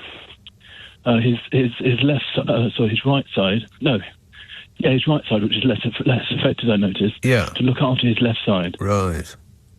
These are signs of Parkinson's, and well, I mean, there's more, but when you have Parkinson's, you can get fixated on things. Sometimes you can get obsessed, and maybe his history thing. He was unaware of how other people feel, and he felt that people wanted to hear half an hour's worth of history. I'm sure he just wanted to hold court, but because Tucker Carlson doesn't speak Russian, it's very difficult for him to intervene. He has to sort of wait for a gap in the proceedings in order to pose a question, which then gets translated for him. And so he must have just, you know what, I didn't see it. I cannot stand Tucker Carlson, and I have zero respect for Vlad the Insaner. So it's just not a program that I wanted to inflict on myself. But it is interesting that Vlad does pick people that don't speak Russian in order that he can dominate the proceedings just by dint of them not understanding what it is he's saying. Yeah, I mean, look, whether you like Putin or not, which obviously many people won't, he is a clever man, and he knows how to control. Yeah. I mean, he did that. For example, typical KGB thing is where you use some information that you found out about someone, and you'll talk to them about it. And he did that with Tucker. He said, just like you didn't get into the CIA. He knew that Tucker had applied for the CIA and didn't get in. Right. That puts Tucker on his back foot. Yes. Okay? Yeah. There's all sorts of tactics that they do. And also, he arrived 2 hours late to the interview. Did he? That could have been because, Right. that's perhaps because Putin was trying to get the upper hand. He was trying to wear Tucker down. Yeah, and also, it may have been that his medicine kicked in with his Parkinson's. Yeah, no, that sounds like a power play to me. Arriving 2 hours late for an interview, that's like something Madonna would do, or Vladimir Putin. But anyway, the sure signs that I was talking about, where you look after the side, and I can say that this isn't normal because if you look at other interviews in the past, he doesn't do them, so it's not like a trait of Putin. And if you watch him when he walks, his right side doesn't swing. Yeah, that's right. As well. Yeah, he has an odd gait. We always did have an odd gait, but it seems to be getting odder. Yeah, that's the point. He's amplified it because that's what happens when you walk. He sort of rolls when he walks, doesn't he? He sort of sways from side to side like a tough guy walk. Yeah. And if you look at other interviews, like with the guy from Belarus, the president, there's times there where he's doing strange things with his fingers and stuff. So. Just an observation, anyway. Yeah. All right. Okay, this is all good information. Thanks for that, Luke. Cheers, mate. 0345 6060 973. I just couldn't bring myself to watch that. I thought I'll just read about the edited highlights and save myself the bother. Rob says there's 2 by-elections next week. The Tories have 18,000 plus and 11,000 plus majorities. I wonder if Rishi Sunak will take a bet on how many calls there will be for his for his resignation on Friday. Nick Abbott on LBC. Call 0345 6060 973. Hi, honey. How are you? I'm super. Thanks for asking. 0345 6060 973. Paul says, I see the Gove warns of the danger of the young unable to get housing will ignore democracy. God, does that sentence make sense? I see the Gove warns of the danger of the young unable to get housing will ignore democracy. Does that make sense? No. Well, almost. It continues. I thought the Tories have been doing this as a matter of default. Unelected MPs and foreign secretaries for starters. A major capital letters, big news story. Yeah, it's a big news story. Anne texts, aren't shrimps sea insects? Yummy, says Anne. We were talking about eating insects some while ago. No, Anna, they're not, are they? Shrimp aren't sea insects. Sea insects? No. Unless they are, in which case I take that back. Neil says, I had a strange dream the other night. I dreamt that you made a podcast with a right-wing conspiracy theorist who calls people woke, goes on GB News and voted to leave the European Union and then moved to France, which is in the EU. And then I woke up and thought, thank God Nick would never really do such a thing. Would I, Carol? Yeah. Well, that's the reason that Carol McGiffin and I do a podcast with Carol McGiffin. Oh, right, yeah. We have safe space words because we know for sure that if a topic sort of strays into politics, we're going to violently disagree. And so we just can't go there, which keeps it light, because otherwise it would get very dark and angry very quickly. And so we have our safe space words, which we yell out at a moment's notice if we feel that we're straying into an area where we shouldn't or ought to be. And my safe space word is dingleberries and hers is sausages, at which point we instantly, now we're both guilty of talking through each other's sausages and dingleberries and continuing to try to make a point, but the rule is that we must immediately start talking about a prearranged subject. And I think the subject last time around was pillows. Which, sort of breaks the mood. It dissipates any tension in the air. How can you still be angry while you're talking about pillows? It works. And this sort of spawned a whole thing with people, calling in and saying over the Christmas period, saying, "Oh God, all the relatives are coming in. I've got my racist uncle, and he'll be around the table, and I know it's going to end in misery." And me mostly, came up with a brilliant idea. You put a subject on a piece of paper and you put it in a bowl. Everybody does the same. So you've got a bowl full of subjects, light subjects that would, delight and amuse.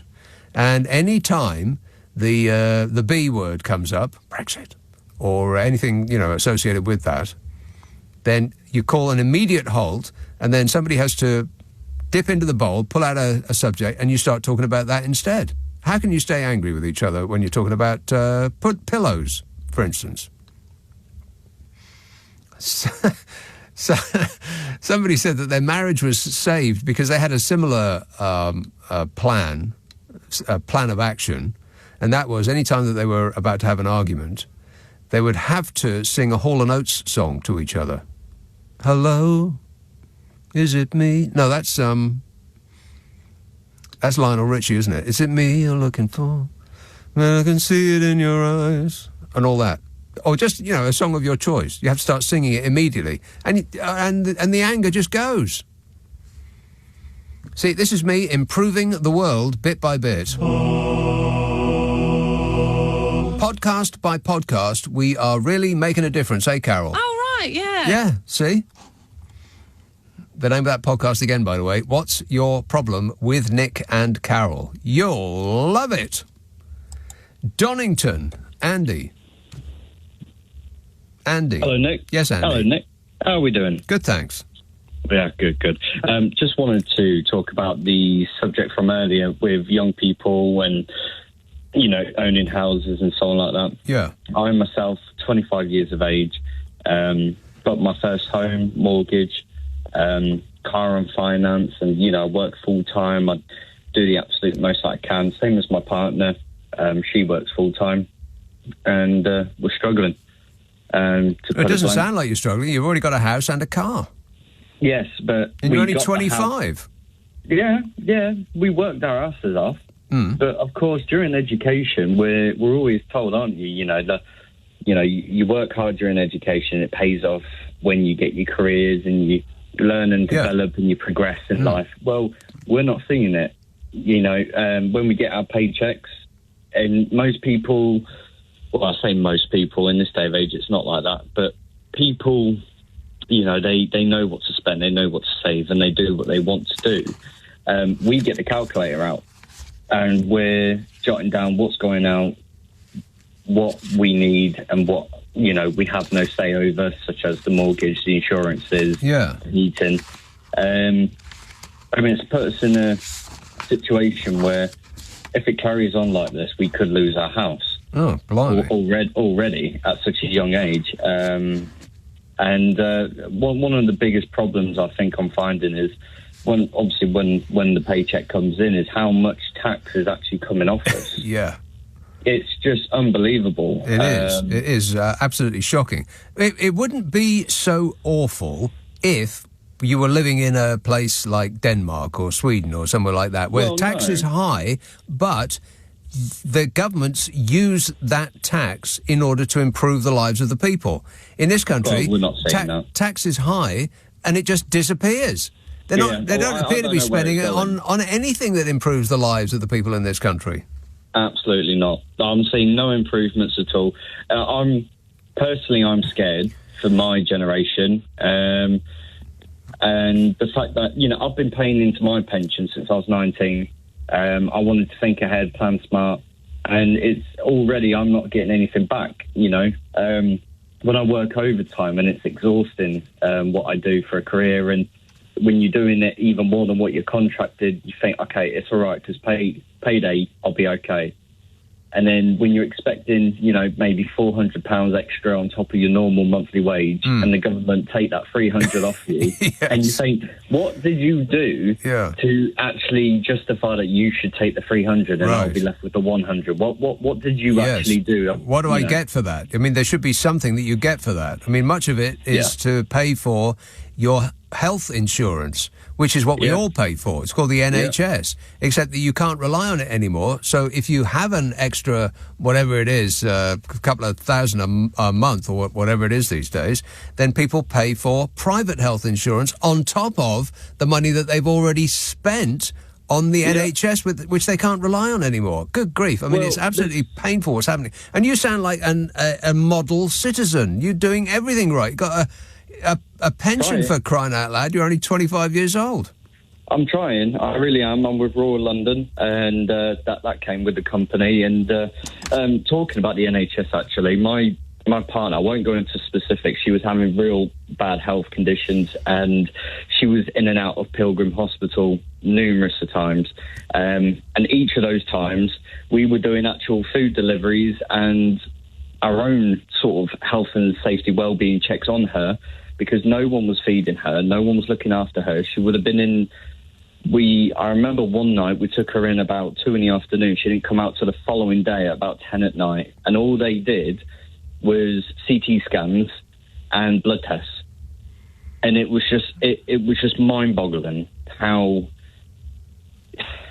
little service that she was supplied in such a long period of time. Yeah. And when I had her arm over my shoulder as I was walking in, because I then get told to leave.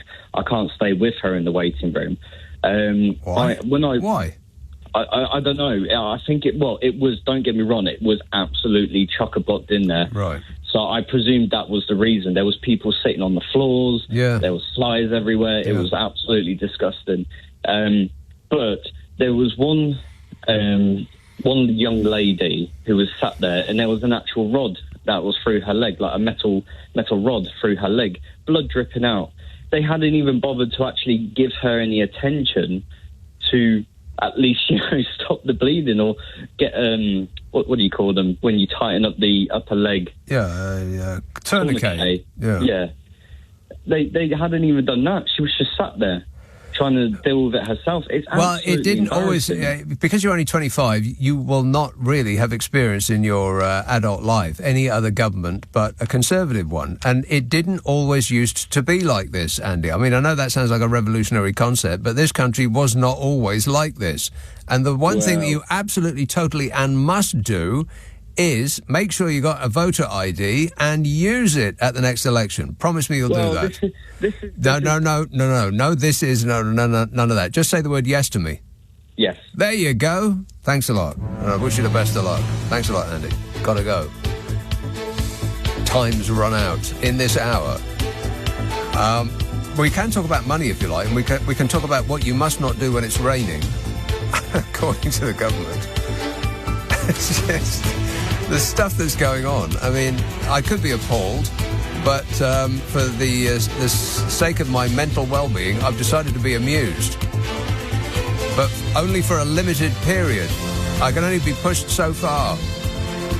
0345 6060 973. Friday, Saturday, Sunday night at 10. Nick Abbot, LBC.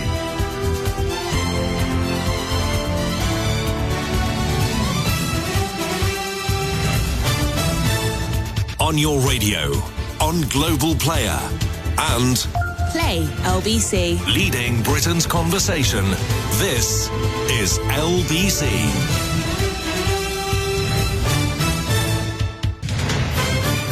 This is LBC from Global. Leading Britain's conversation with Nick Abbot. Yeah!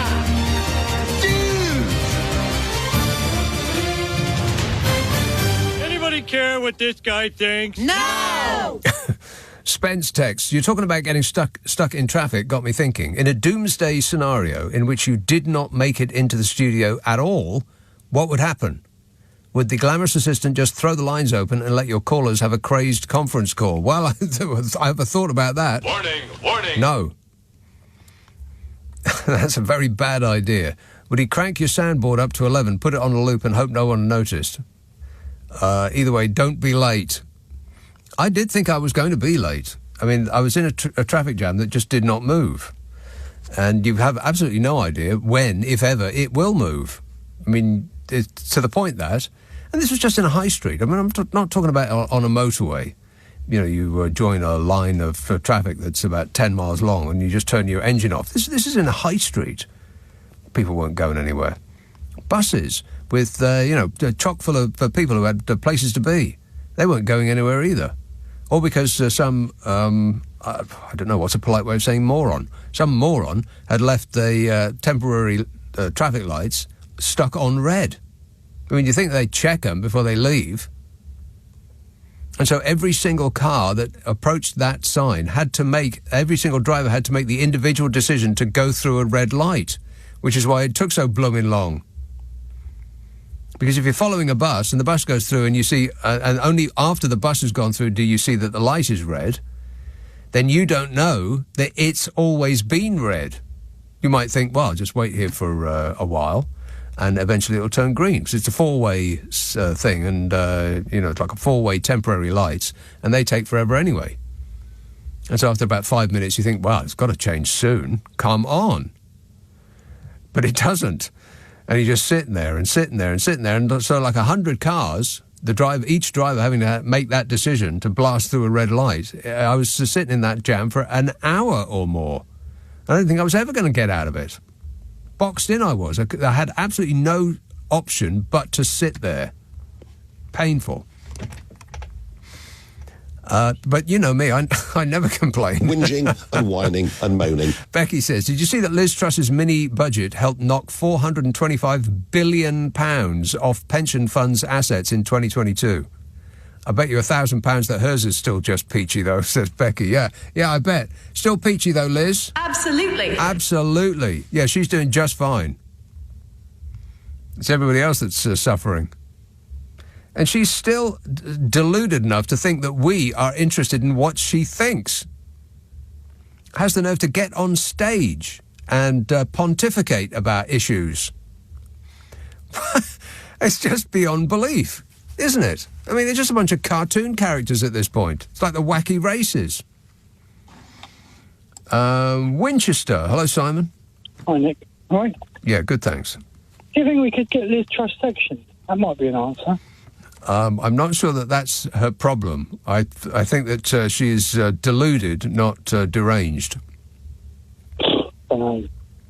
I can't even believe it. I just can't even believe these people. No. Well, she used to be the Prime Minister of this country. How unbelievable is that? Tell by the podium. Yes, that's right. Yeah, twisted podium, twisted Prime Minister. Yeah. It's just, oh dear. Anyway, I've got to stop talking about that or I'm going to get myself in trouble. Yeah. I've got a couple of points. Now, I am, as I said to you many times, but especially last week, I'm a cabbie. Last Saturday, I did one job in the end. Remember I said I was... Yeah, I do recall that. Yeah, you were sitting there bereft of passengers, yeah. 7 hours I sat doing nothing. That's not terrible. A single... Because the way I work is I take the phone calls, because I'm just independent. Yeah. So the phone calls come through to me. And believe it or not, I have the top listing for my area on Google. So that... just a classic example of how bad it is. Why don't you do work for like an agency? Well, beginning with you? Well, no, like any of them, like a cab company, a local cab company. Wouldn't that be better? The thing is, I don't want to sound like I'm bragging. I started a taxi company from scratch in 2008. Right. And sold it a couple of years ago with 8 vehicles and drivers, and it was the biggest company in that area. And to be honest, I did that because having taxi drivers is worse than having kids. Right. And the stress that they caused me just got to the point where I had enough. And since I've been independent on my own, and I don't have anybody answering to me, I'm not answerable to anybody apart from the authorities. It's bliss. But the only thing is, the area where I work is very prone to quiet spots. Yes. But again, another but is most of my regular customers are very affluent, and so they do rack up some quite good fares, which is what prompted me to call, really, because I picked up one of them tonight. Now he knows that I'm quite left leaning. Yes. But him and all of his mates, excuse me, as well, they're all Tory supporters. Right. But because they're all young, they don't have their own view. It's just that's what they've been brought up to do. How young? I would say mid-30s. For crying out loud. Well, I guess we found some. They're all landowners, farm owners. Right. So in other words, they inherited their money. Oh, Oh, yeah. I mean, this land has been in their family. But even they don't know what they're sitting on. But whereas I deal in pounds and £10, they deal in thousands and hundreds of thousands. Do you know what I mean? They deal in acres. Yeah. Totally different way of life.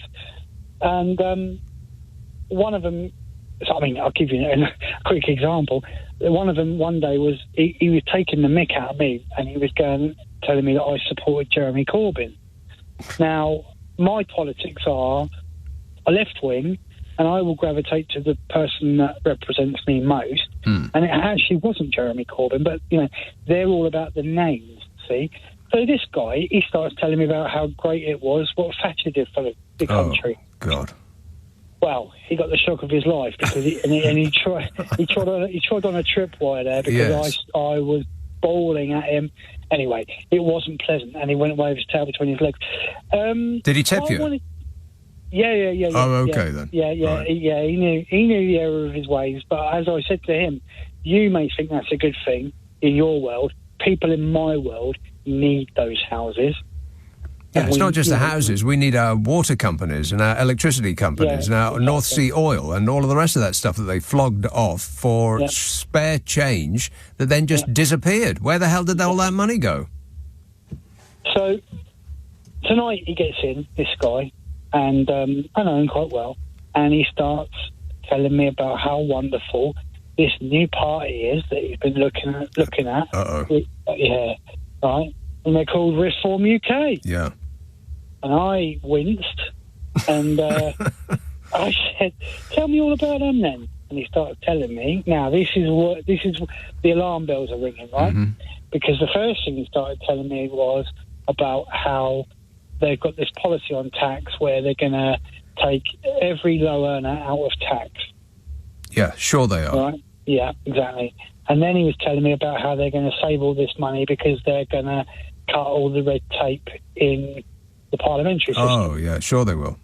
Right. So anyway, I corrected him after he said his spiel. But the thing is, that's cut through to them, and they don't even really need to worry about what they're being taxed. If it's cut through to them, it means that it's cut through to a lot of people. And I'm wondering, I don't think it's just right-wing nutcases that, where the Tory isn't bad enough for them. Yeah. I think there's also going to be a few left people getting duped into, oh, look, no tax. Now, the other thing was the immigration. I said, you realise they've got a zero immigration policy? And he went, yeah, that's great.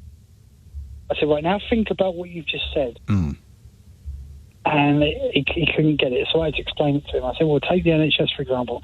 Without immigration, it's gone. Yeah, I'd have to say, Simon, that engaging them in political discussion is probably not the best way to grow your business. Oh, no, don't worry. No, don't worry. But I stand by my principles. Right, well, good for you. And this is what we've to fight now because, right, there's a by-election on Thursday. Yeah, well, we probably can't. We probably shouldn't talk about that because it's just coming up. But changing minds one numpty at a time. And I wish you all the best there, Simon. Thanks for that. 0345 6060 973. You can text 84850. Email nick@lbc.co.uk. If you're on Twitter, it's @LBC. Here is Ranjit in Albury. Ranjit. How are you, mate? You all right? Yeah, good, thanks. Yeah, just listening to, and you know what? Is he a chauffeur for the millionaires rather than a cabbie? Well, he sounded like a cabbie to me. He's a good lad, yeah. Well done, Simon, yeah. Sticking up for his principles. Right. There's something I want to get up on it. Each time they go, the king, has left the hospital, the king has done this. Why does he always remind me of Big Fat Elvis? Big Fat Elvis?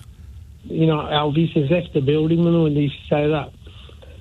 Elvis Presley? Yeah. The king? The king reminds you of Elvis Presley? The king? Yeah, the other king? Yeah, the king, the other king, the King Charles, yeah. I've never put those two side by side. That's not a thought that I'd ever had. No, but you know when they say the king has left hospital, he's saying, it just reminds me of Elvis. Elvis has left the building, right? Yeah. You know this thing about what you're asking, right? Why these people have suddenly now started to ditch the Tories, yeah? Okay, I remember when we used to be at school, we used to have the milk bottles in the morning, yeah? Oh, yeah, Margaret Thatcher, milk snatcher. There you are. So I hated that milk, by the way. That milk was awful. I absolutely hated it because it would arrive in, at least when I was a little kid. Now, this was way before Thatcher. And you used to have milk monitors who would go and get the milk. And it would come in a metal tray with little glass bottles of milk, which had been delivered at about 6 o'clock in the morning and then sat outside in the sun all day. So that by the time you got it, it was off. Absolutely. A warm, off, like slightly smelly off milk as a treat in the morning. That was just awful. Well, I'm only a little bit younger than you, right? Okay, and then we used to have, paper straws. Yeah, and you had to drink it with a straw, and you couldn't get all the bits of it, could you? You used to get a blockage. So these people now, who are grandparents and that now, they started realising that, all this racism and the right wing and yes, you'll be rich one day, and it's just all a fallacy now, right? Yeah, well, it is now. That route to riches, that route to being comfortably well off, is fundamentally broken now. It just does not happen, which means that unless something dramatic happens, the Conservatives look like being out of power, maybe forever. Yeah. But your granny that used to tell you, vote Tory, yeah, when you go and visit her in hospital and she's still on the trolley 3 days later, right? It's like, Grandma, should I vote Tories? Yeah. Oh, yeah, bloody won't vote Tories, yeah. That's what's happening. I think people are coming of age now, yeah. Well, they're beginning to wake up. Pay attention, sheeple. It is later than you think. Yeah, Ranjit, I've got to go. Sorry, mate, I've got to go. Past the break, but thanks for that. This is LBC with Nick Abbott. You're joking. 0345 6060 973. Samantha says, I have a manual window winder in the back windows of my car, which isn't that old. It was in 2013. Blimey, what car is that? She says, I prefer manual winders. Electric ones get stuck, especially if your car is underwater. Yeah. But how often is your car underwater, though, Samantha? Lionel says, I remember back in my school days, boys would steal calculators, the smartphone of our day. One of the happiest memories was getting a calculator on my wristwatch, says Lionel. I remember one of the happiest memories of calculators is turning it upside down and seeing if you could make it spell out rude words.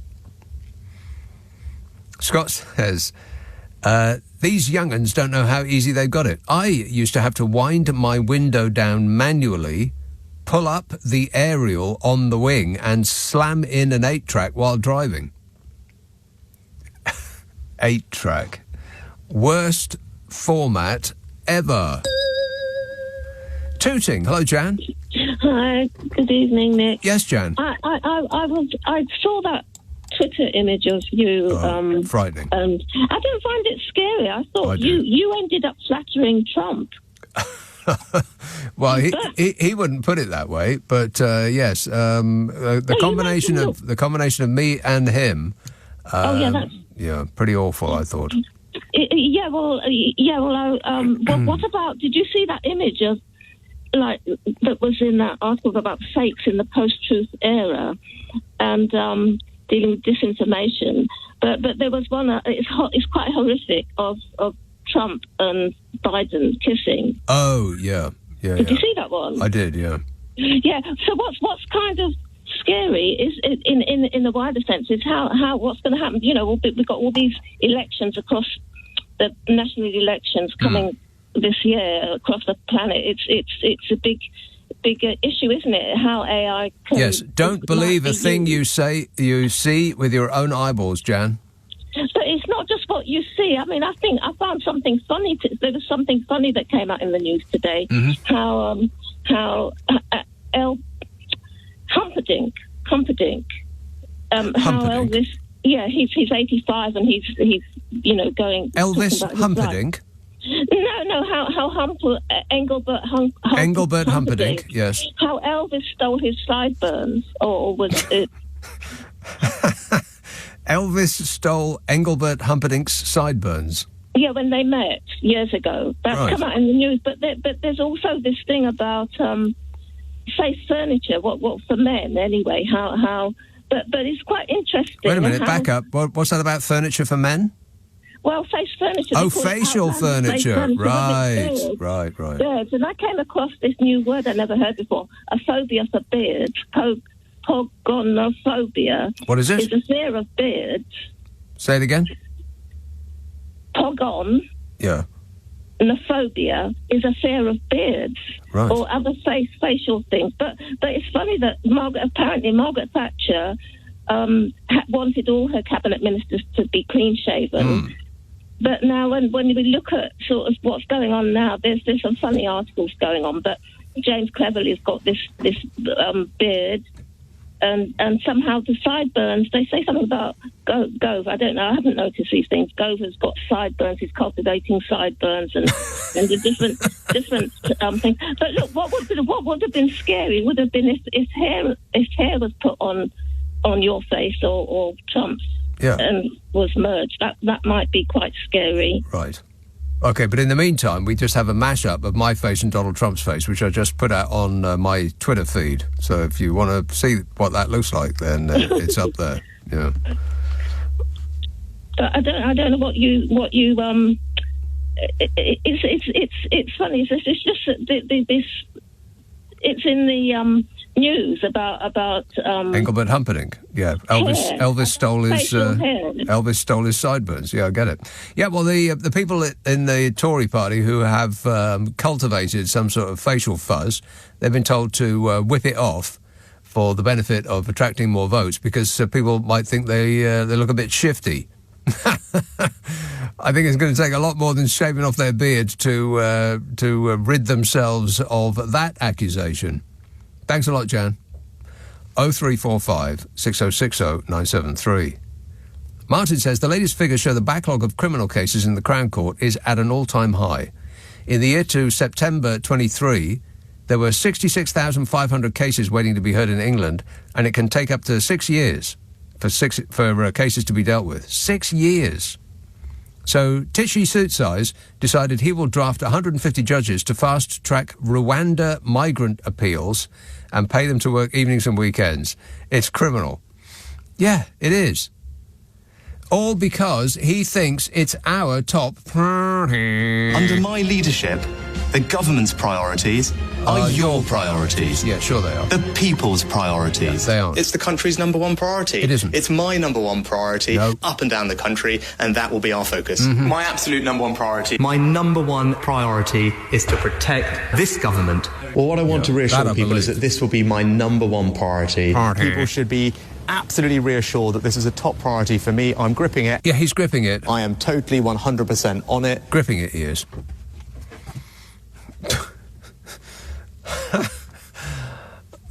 He's the Prime Minister of this country. Can you believe that? No. I mean, it's just embarrassing at this point, isn't it? If I ever go abroad and people ask me where I come from, I say, from Australia, mate. Can't you tell? Sheila says, years ago when somebody died, we joked, what size boots did they wear? Should we change that now to which NHS dentist did they use, so we can rush around and take their slot? That's a good idea, Sheila. People could leave their NHS dentist appointment in their will. It's funny, but not funny. Hadley, Rob. Hello. Yes, Rob. Yeah, you're talking about the NHS a lot. I just wanted to sort of bring up probably one of the worst things the Conservatives done was cutting the bursary in 2017. The nurses' bursary. Yeah, I mean, there was I looked it up. My ex is a district nurse, so I sort of looked it up at the time. I remember magazines coming through from the unions, like sort of almost begging them not to do it. Said it was going to be a disaster, and sort of looked up some of the figures, and the drop in uptake was sort of 40 to 50% British uptake, and 95% European people coming over, because of Brexit and everything like that. So you can imagine all the people retiring, and by the time COVID hit, you can put as much money into the NHS as you like now. If you ain't got enough staff, yes, you can buy beds till you're blue in the face, but if you ain't got no one to tend to those beds, it's a waste of money. You just got to get the the bursaries back. They called it a different name now, haven't they? But also the impact on the staff. I mean, at the time, my partner was doing like 70 to 80 hours rather than 40. Wow. So sort of the home impact, if you know what I mean, and the impact on people's relationships. Right. And you can imagine that's all over the country. That's sort of going on with all the staff. She used to have sort of quite regularly students come out, and I think in that period from 2017 to not until after the lockdown, no students. And it's, in situations where I've had to go out and sort of sit while she's gone into a new patient in the evening. Right. Because she doesn't know them. Like sort of, what would you call it? Just sort of sit there and make sure everything's okay because they're out on their own. It's just, it's not talked about enough what they've done there, because I was warned about it. And I haven't actually looked up the figures, total figures of how much it reduced altogether. But I'll say again, like 40 or 50. Well, but the thing is, I mean, 95% yes, right. But but the thing is, if a government was to set about trying to dismantle a health service, it would look exactly like this. Just defund it. Just that. Just the sort of. Just turn the tap on just a bit to defund it, to just drain it of its resources, and then blame it for not being able to cope. And it's what the Tory government do over and over and over again. See, they're doing the same thing with local councils. Just defund an organisation, then blame it for not being able to come up to the standard that it used to that people used to enjoy, and then say, well, the only thing that we can do now is to privatise it. Or to, hive off vast chunks of it to private enterprise, to sell the assets and, in order to make up the money that they've lost. And if indeed there is a plan, that is it. Yeah. Also, I remember the school milk in the winter. Oh, yeah. And having to bash a hole in it. That was the only time it was all right, actually. I remember they used to put the milk on your doorstep, and by the time you'd woken up and got to it, the birds had already pecked through the foil and had the cream. Yeah. But we drank it anyway. I mean, those were different times, weren't they? All right, thanks a lot, Rob. 0345 6060 973. We probably wouldn't do that now, what with the mad bat disease and all. Nick Abbot on LBC. Call 0345 6060 973. Listen to him. He knows everything. Troy says, I remember that milk, Nick, silver top. It was horrid. It absolutely was horrid. Because it was just off and warm by the time it got to you. I don't know what they've done with milk lately, but it doesn't go off like it used to. I mean, if you just leave it around long enough, sure it will. But milk seemed to go off instantly. In the same way that proper French bread was stale before you got it home. You go on holiday and you buy some actual real-life proper French bread, the likes of which you can't buy here. I've tried, I've looked everywhere, and you just can't buy it. It's impossible. Because they'd make it at, like 8 o'clock in the morning, and by 8:15, you'd be able to bang nails in a wall with it. But, that stuff is just fantastic. God, I wish you could buy it here, I really do. I don't even know if you can buy it in France. Last time I went, they were selling the same kind of French bread, in inverted commas, that you get here. But maybe in little villages, perhaps. Chrissy said, I wonder if kids today would understand what a choke in a car was. They'd probably think it's something specific that you pay for. What does that mean? I wonder if kids today would understand what a choke in a car was. They probably would think it's something specific you pay for. I don't understand that. So I'll just leave it there.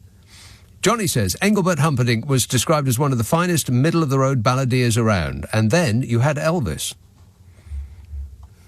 Who looked better without the sideburns. I mean, okay, maybe it was just one of those things at the time. I guess they went with those sunglasses with the punched holes in the arm. You know, those big 1970s sunglasses. I suppose so. Okay, we'll let him off. Chris says, can you not play your sticky blue tack priority montage while I'm drinking tea, please? It cracks me up and it goes everywhere. What Sunak's talking about is party. It's the country's number one priority. It's my number one priority up and down the country, and that will be our focus. Yeah, sure. Sure it is. He's focusing on it night and day. Hey, where did all that go? Put that back. I hadn't read that. Nico says, I'm a 31-year-old executive chef near the peak of my career, and I can't afford to save up for my first home. Rent, groceries and avocados on toast. Suck up my entire salary at the end of the month. Long live the Tories, says Nico. Which is a conflicting argument there, and I assume that the end part is sarcastic. 0345 6060 973. Guildford. Hello, Peter. Hello, Nick. How are you? Great, mate. Yeah, what strikes me is, what I ask myself is, do we really live in a democracy? Because ever since Thatcher, we've had right-wing policies in one form or another. It's always about looking after the rich, privatisation, and so on and so on. And I just think the politicians, even in the Labour Party, are running scared of the right-wing media, people like Murdoch and so on. Yeah. And you do wonder to yourself, who is actually running this country? Right. You know, it's because they've become so timid. I mean, when you think back to 1945, when we did have a sort of a left-wing party, what did we get out of that? We've got the NHS and the welfare state, and things were taken into public ownership. And they're frightened now to do anything to upset the right-wing press. Yes. When we've got... Which is essentially a fear of upsetting 3 people. It is, yeah. I mean, it's so obvious. I see it more and more with health problems now. I've seen more and more, you know, how the nurses they're working 12.5-hour days. You've got carers that are, you know, all rushed off their feet. And you see just how bad our public services and social services really are. And no one's really addressing it. No, they sort of are. There is a timidity, and I suppose I can understand Keir Starmer's concern, because look what happened to Jeremy Corbyn.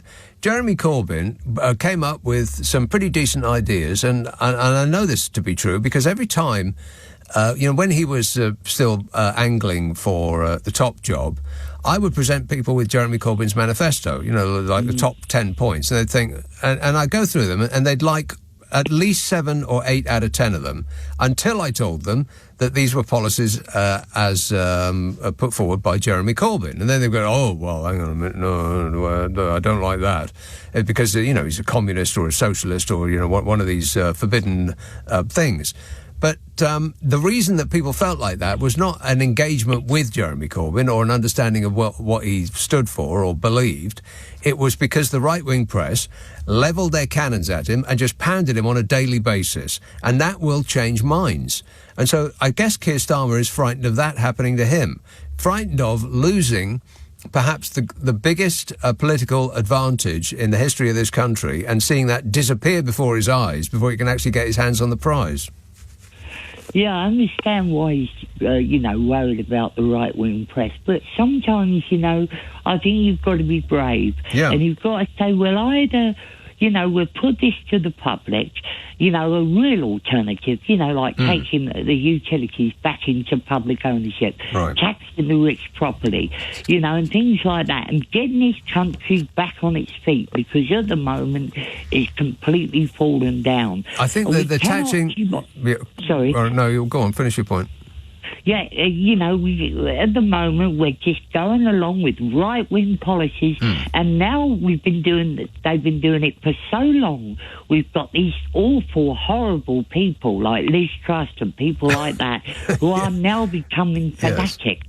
Yeah, they really do seem horrible. fanatical. Yes, I mean, because they've been, it's like they've been hypnotised by the supposed think tanks that they get all their daft ideas from, and these are the same think tanks who have been dreaming of taking over a country, just any country, doesn't really matter which one, just to so they can have a run at. Enacting all of their deepest desires, which Liz Truss did, unhindered, and crashed the country in about 10 seconds.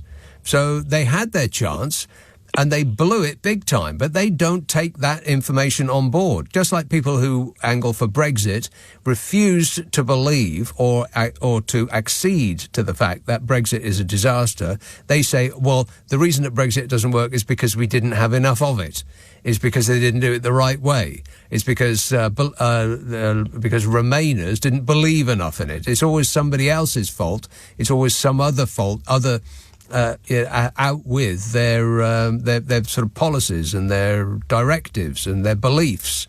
And it's the same with Liz Truss and that whole that sort of well, they call it libertarian, which sounds much more benign than it is, but it's essentially every man for themselves.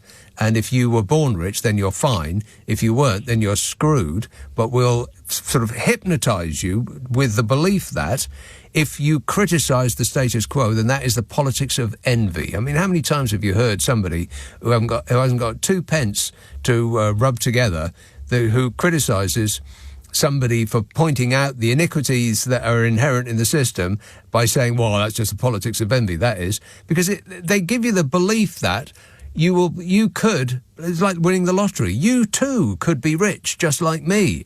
Well, say somebody like Jacob Rees-Mogg, who was born into wealth. That's the trick. If you want to be rich, get born rich, because making it is almost impossible. The trouble is, Nick, the right-wing press and so on have managed to fool ordinary people into thinking that socialism, democratic socialism, is somehow evil. Right. And yet all they've got to do is look back to what they actually did in 1945. It's easier than that, Peter. They had a radical change. It's easier than that. All you have to do is look to Denmark and Sweden. Yeah. They have, and Finland, happier people. They pay more, even more in tax in some respects than we do. But the government takes that money and creates safety nets. It makes people feel secure. It improves their lives. It makes them less fearful about, missing a month's paycheck or becoming unemployed or having some illness happen in their lives. And by that method, people are happier. And I know it seems like a silly sort of ephemeral thing to go for, happiness, but what else is there? I mean, you think you're going to be on your deathbed thinking, gosh, I wish I'd worked an extra weekend, when I was in my 50s, and then I could have afforded a better phone. Of course not. You're going to be thinking, I wish I'd been happier. You can either, there's two visions, really. You can either have a society that looks after the rich, or you have a society, like you say, where everyone, feels happier. Yeah. Everyone has got security. If they lose their job, they know they're not going to starve. If they become ill, they know they've got support. Everyone has a stake in the wealth that we all create, but that's not what happens in this country. We do not have a share of the wealth we make. And the truth of that is evidenced by how much chief executives of corporations earn compared to the average wage in their companies. It used to be about 20 to 30 or 40 times what the average wage would be what the chief executive officer would make. Now it's in the hundreds of times, which means that all of the wealth that has been created by all of us has gone right to the top and stayed there. We've got nothing. People's standard of living has not improved and it's not worldwide. It's specifically in this country has flatlined since about the 1970s. Nobody's earned really a bean. I mean, our lives have improved in some way because certain items that used to be massively expensive have got cheaper and more affordable. But, you know, is life about getting a bigger telly? I can't say that it really is. No. Here, Peter, I've got to go, but thanks for that. This is LBC with Nick Abbott. Call 0345 6060 973. Tweet at LBC. Text 84850. Come on, we're running late. We are running late. Will says, if you're not going to use your jigsaw puzzles anymore, then you can give them to a charity shop, but make sure you bin several pieces before you do. No, that's terrible. I most certainly will do nothing of the sort, Will. Shame on you for even thinking that. Derek says, I don't think the Tory party will be destroyed forever, or whatever the Financial Times guy wrote. It will be back. Do you remember in 2019, everyone said that Corbyn had made Labour impossible to elect for a generation? Well, that wasn't true. Here we are a few years later, and Labour are probably going to win. It's cyclical, innit, says Derek. It most certainly is cyclical, yes.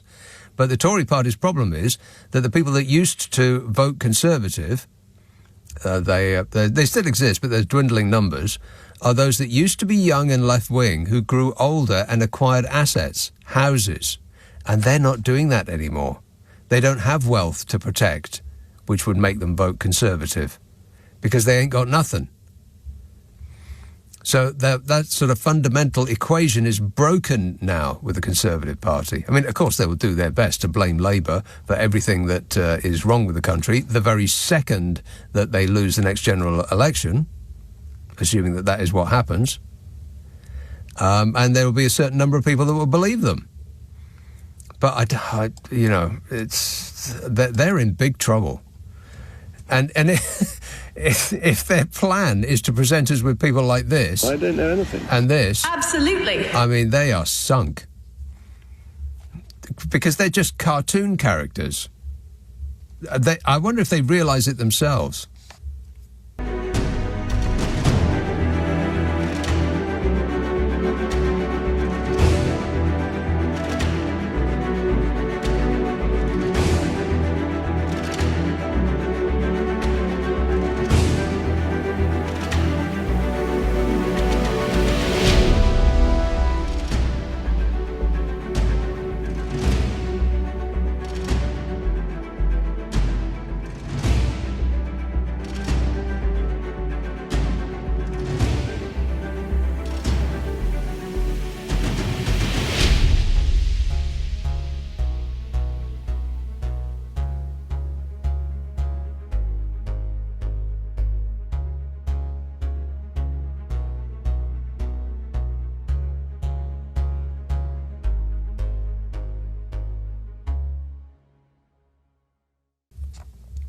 And here's an indication of how bust things are. Titchy Suit Size, our dear leader, paid more than £500,000 in tax after making nigh on £2 million in profit on his holdings in an American firm. And he published this on Friday evening while Parliament was on holiday, or in recess, as they call it. I mean, this was, to bury bad news after everyone had gone home from work in the hope that journalists would have forgotten all about it by the time they came back into work on Monday. And it showed he paid a tax bill of £508,308 for the financial year to 23 on overall earnings of £2.23 million. But that's just the part that he told us about. I mean, we don't know the rest of his portfolio, how much he made from the increase in the value of his assets, or what might be kept from us through the wizardry of expensive accountants and lawyers. But just what we know is pretty bad, because it shows that the game is rigged. I mean, no wonder that upward mobility is practically unheard of in this country. Working your way up from the bottom is all but impossible. You cannot get to the top in this country unless you were born on a mountain of money. I mean, there's always the odd story of someone who got rich by luck and effort, but that's like persuading people that the route to riches is to buy a lottery ticket because someone once won a fortune. I mean, it's very rare, and it probably won't happen to you. It's like a separate world with separate laws and separate taxation. Because Tichy makes his money gambling, and by the increase in the value of the wealth that he got by gambling, his income is taxed at less than half the rate of someone who gets paid a wage. And this is not a coincidence. It's a law made by the rich for the rich. It's rigged. And when he was Chancellor, and while he's been Prime Minister, Tichy has increased the amount of tax that everyone is subject to who gets paid in wages, but not for people who get their money through the increase in the value of their assets, like he does. I mean, they say their taxes are for the little people, but he's a little person and he doesn't pay very much in tax at all. I mean, I know 500 grand is a lot, but not compared to how much he made. He pays tax at less than the rate of his pool cleaner, less than a nurse, less than a carer. And which gives more to society? One weird, stupendously wealthy individual who squirrels his money away and charges you and me £500,000 for private jet flights because going by road is beneath him, or someone who cares for the sick? Who gives back more to society? I mean, I won't pause to let you think about that one, because if you have to think about it, you're not paying attention. Wake up, sheeple. It's later than you think. The Prime Minister of this country pays an effective tax rate of 23%. I mean, people can only dream of getting a 23% tax rate from their wages. The top rate of tax is 45%. And his £139,000 salary as Prime Minister represents about 7% of his total income in that year. In addition to the £1.8 million gain, he received a dividend of about £250,000 and 17 grand of interest on savings, and etc. and so on. According to the summary provided by Sunak's accountants, those investments were held under a blind management arrangement, which presumably means that he's not supposed to know where his money is invested so as to avoid a conflict of interest. I mean, loads of MPs try to sell us that I've got blind trusts, so I've got no idea where my money is, they say. And we're supposed to believe that that makes them immune to doing things in office that would benefit them personally, because they don't know where their money is. And if you believe that, that's a solid defence against corruption, I've got a bridge I'd like to sell you. It presumes that the individual whose assets are held in a blind trust forgot where their money was before they started that trust. I mean, the only way that it would remove any possibility of corruption is if the trustee sold all of their assets and bought completely new ones and didn't tell them what they were. But who does that? I mean, it's so ridiculous. I don't know why anybody gives it credence. Of course they know where their money is. It's like putting a cloth over a £10 note on a table. You can't see it anymore, but that doesn't mean to say you don't know where it is. And we're told that this is the way that things must be done because we must protect the wealth creators. But they don't create wealth. What wealth does gambling on companies failing create? Except for the person who wins the bet, which is how he made his money. He created nothing but misery for the people who were affected by the businesses failing and the fallout of the financial crash of 2007 which followed. There's no business he created. There's no jobs, no order book, no products he made, nothing. It's just moving numbers around on a screen. How's that helping? And for that, he pays less than half the rate of tax that everyone else in the country pays, while making 10 times the average wage and not lifting a finger to do it. Yeah, but you say any of this to those people who are just about getting by, and you'll be met with wails of, well, that's just the politics of envy, that is. Which is why things stay as they are, and the super-rich continue to get away with it. I mean, we're so well trained that those who work a year to make the same as Sunak makes in a day from not actually working defend it. Probably because they heard somebody who says what I just said is woke.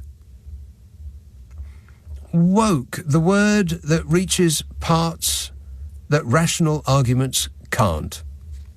The wokey-cokey. Okie dokie. What a way to run a country, eh? Dreadful. I am stunned. Let's see now. West Devon. Hello, Rose.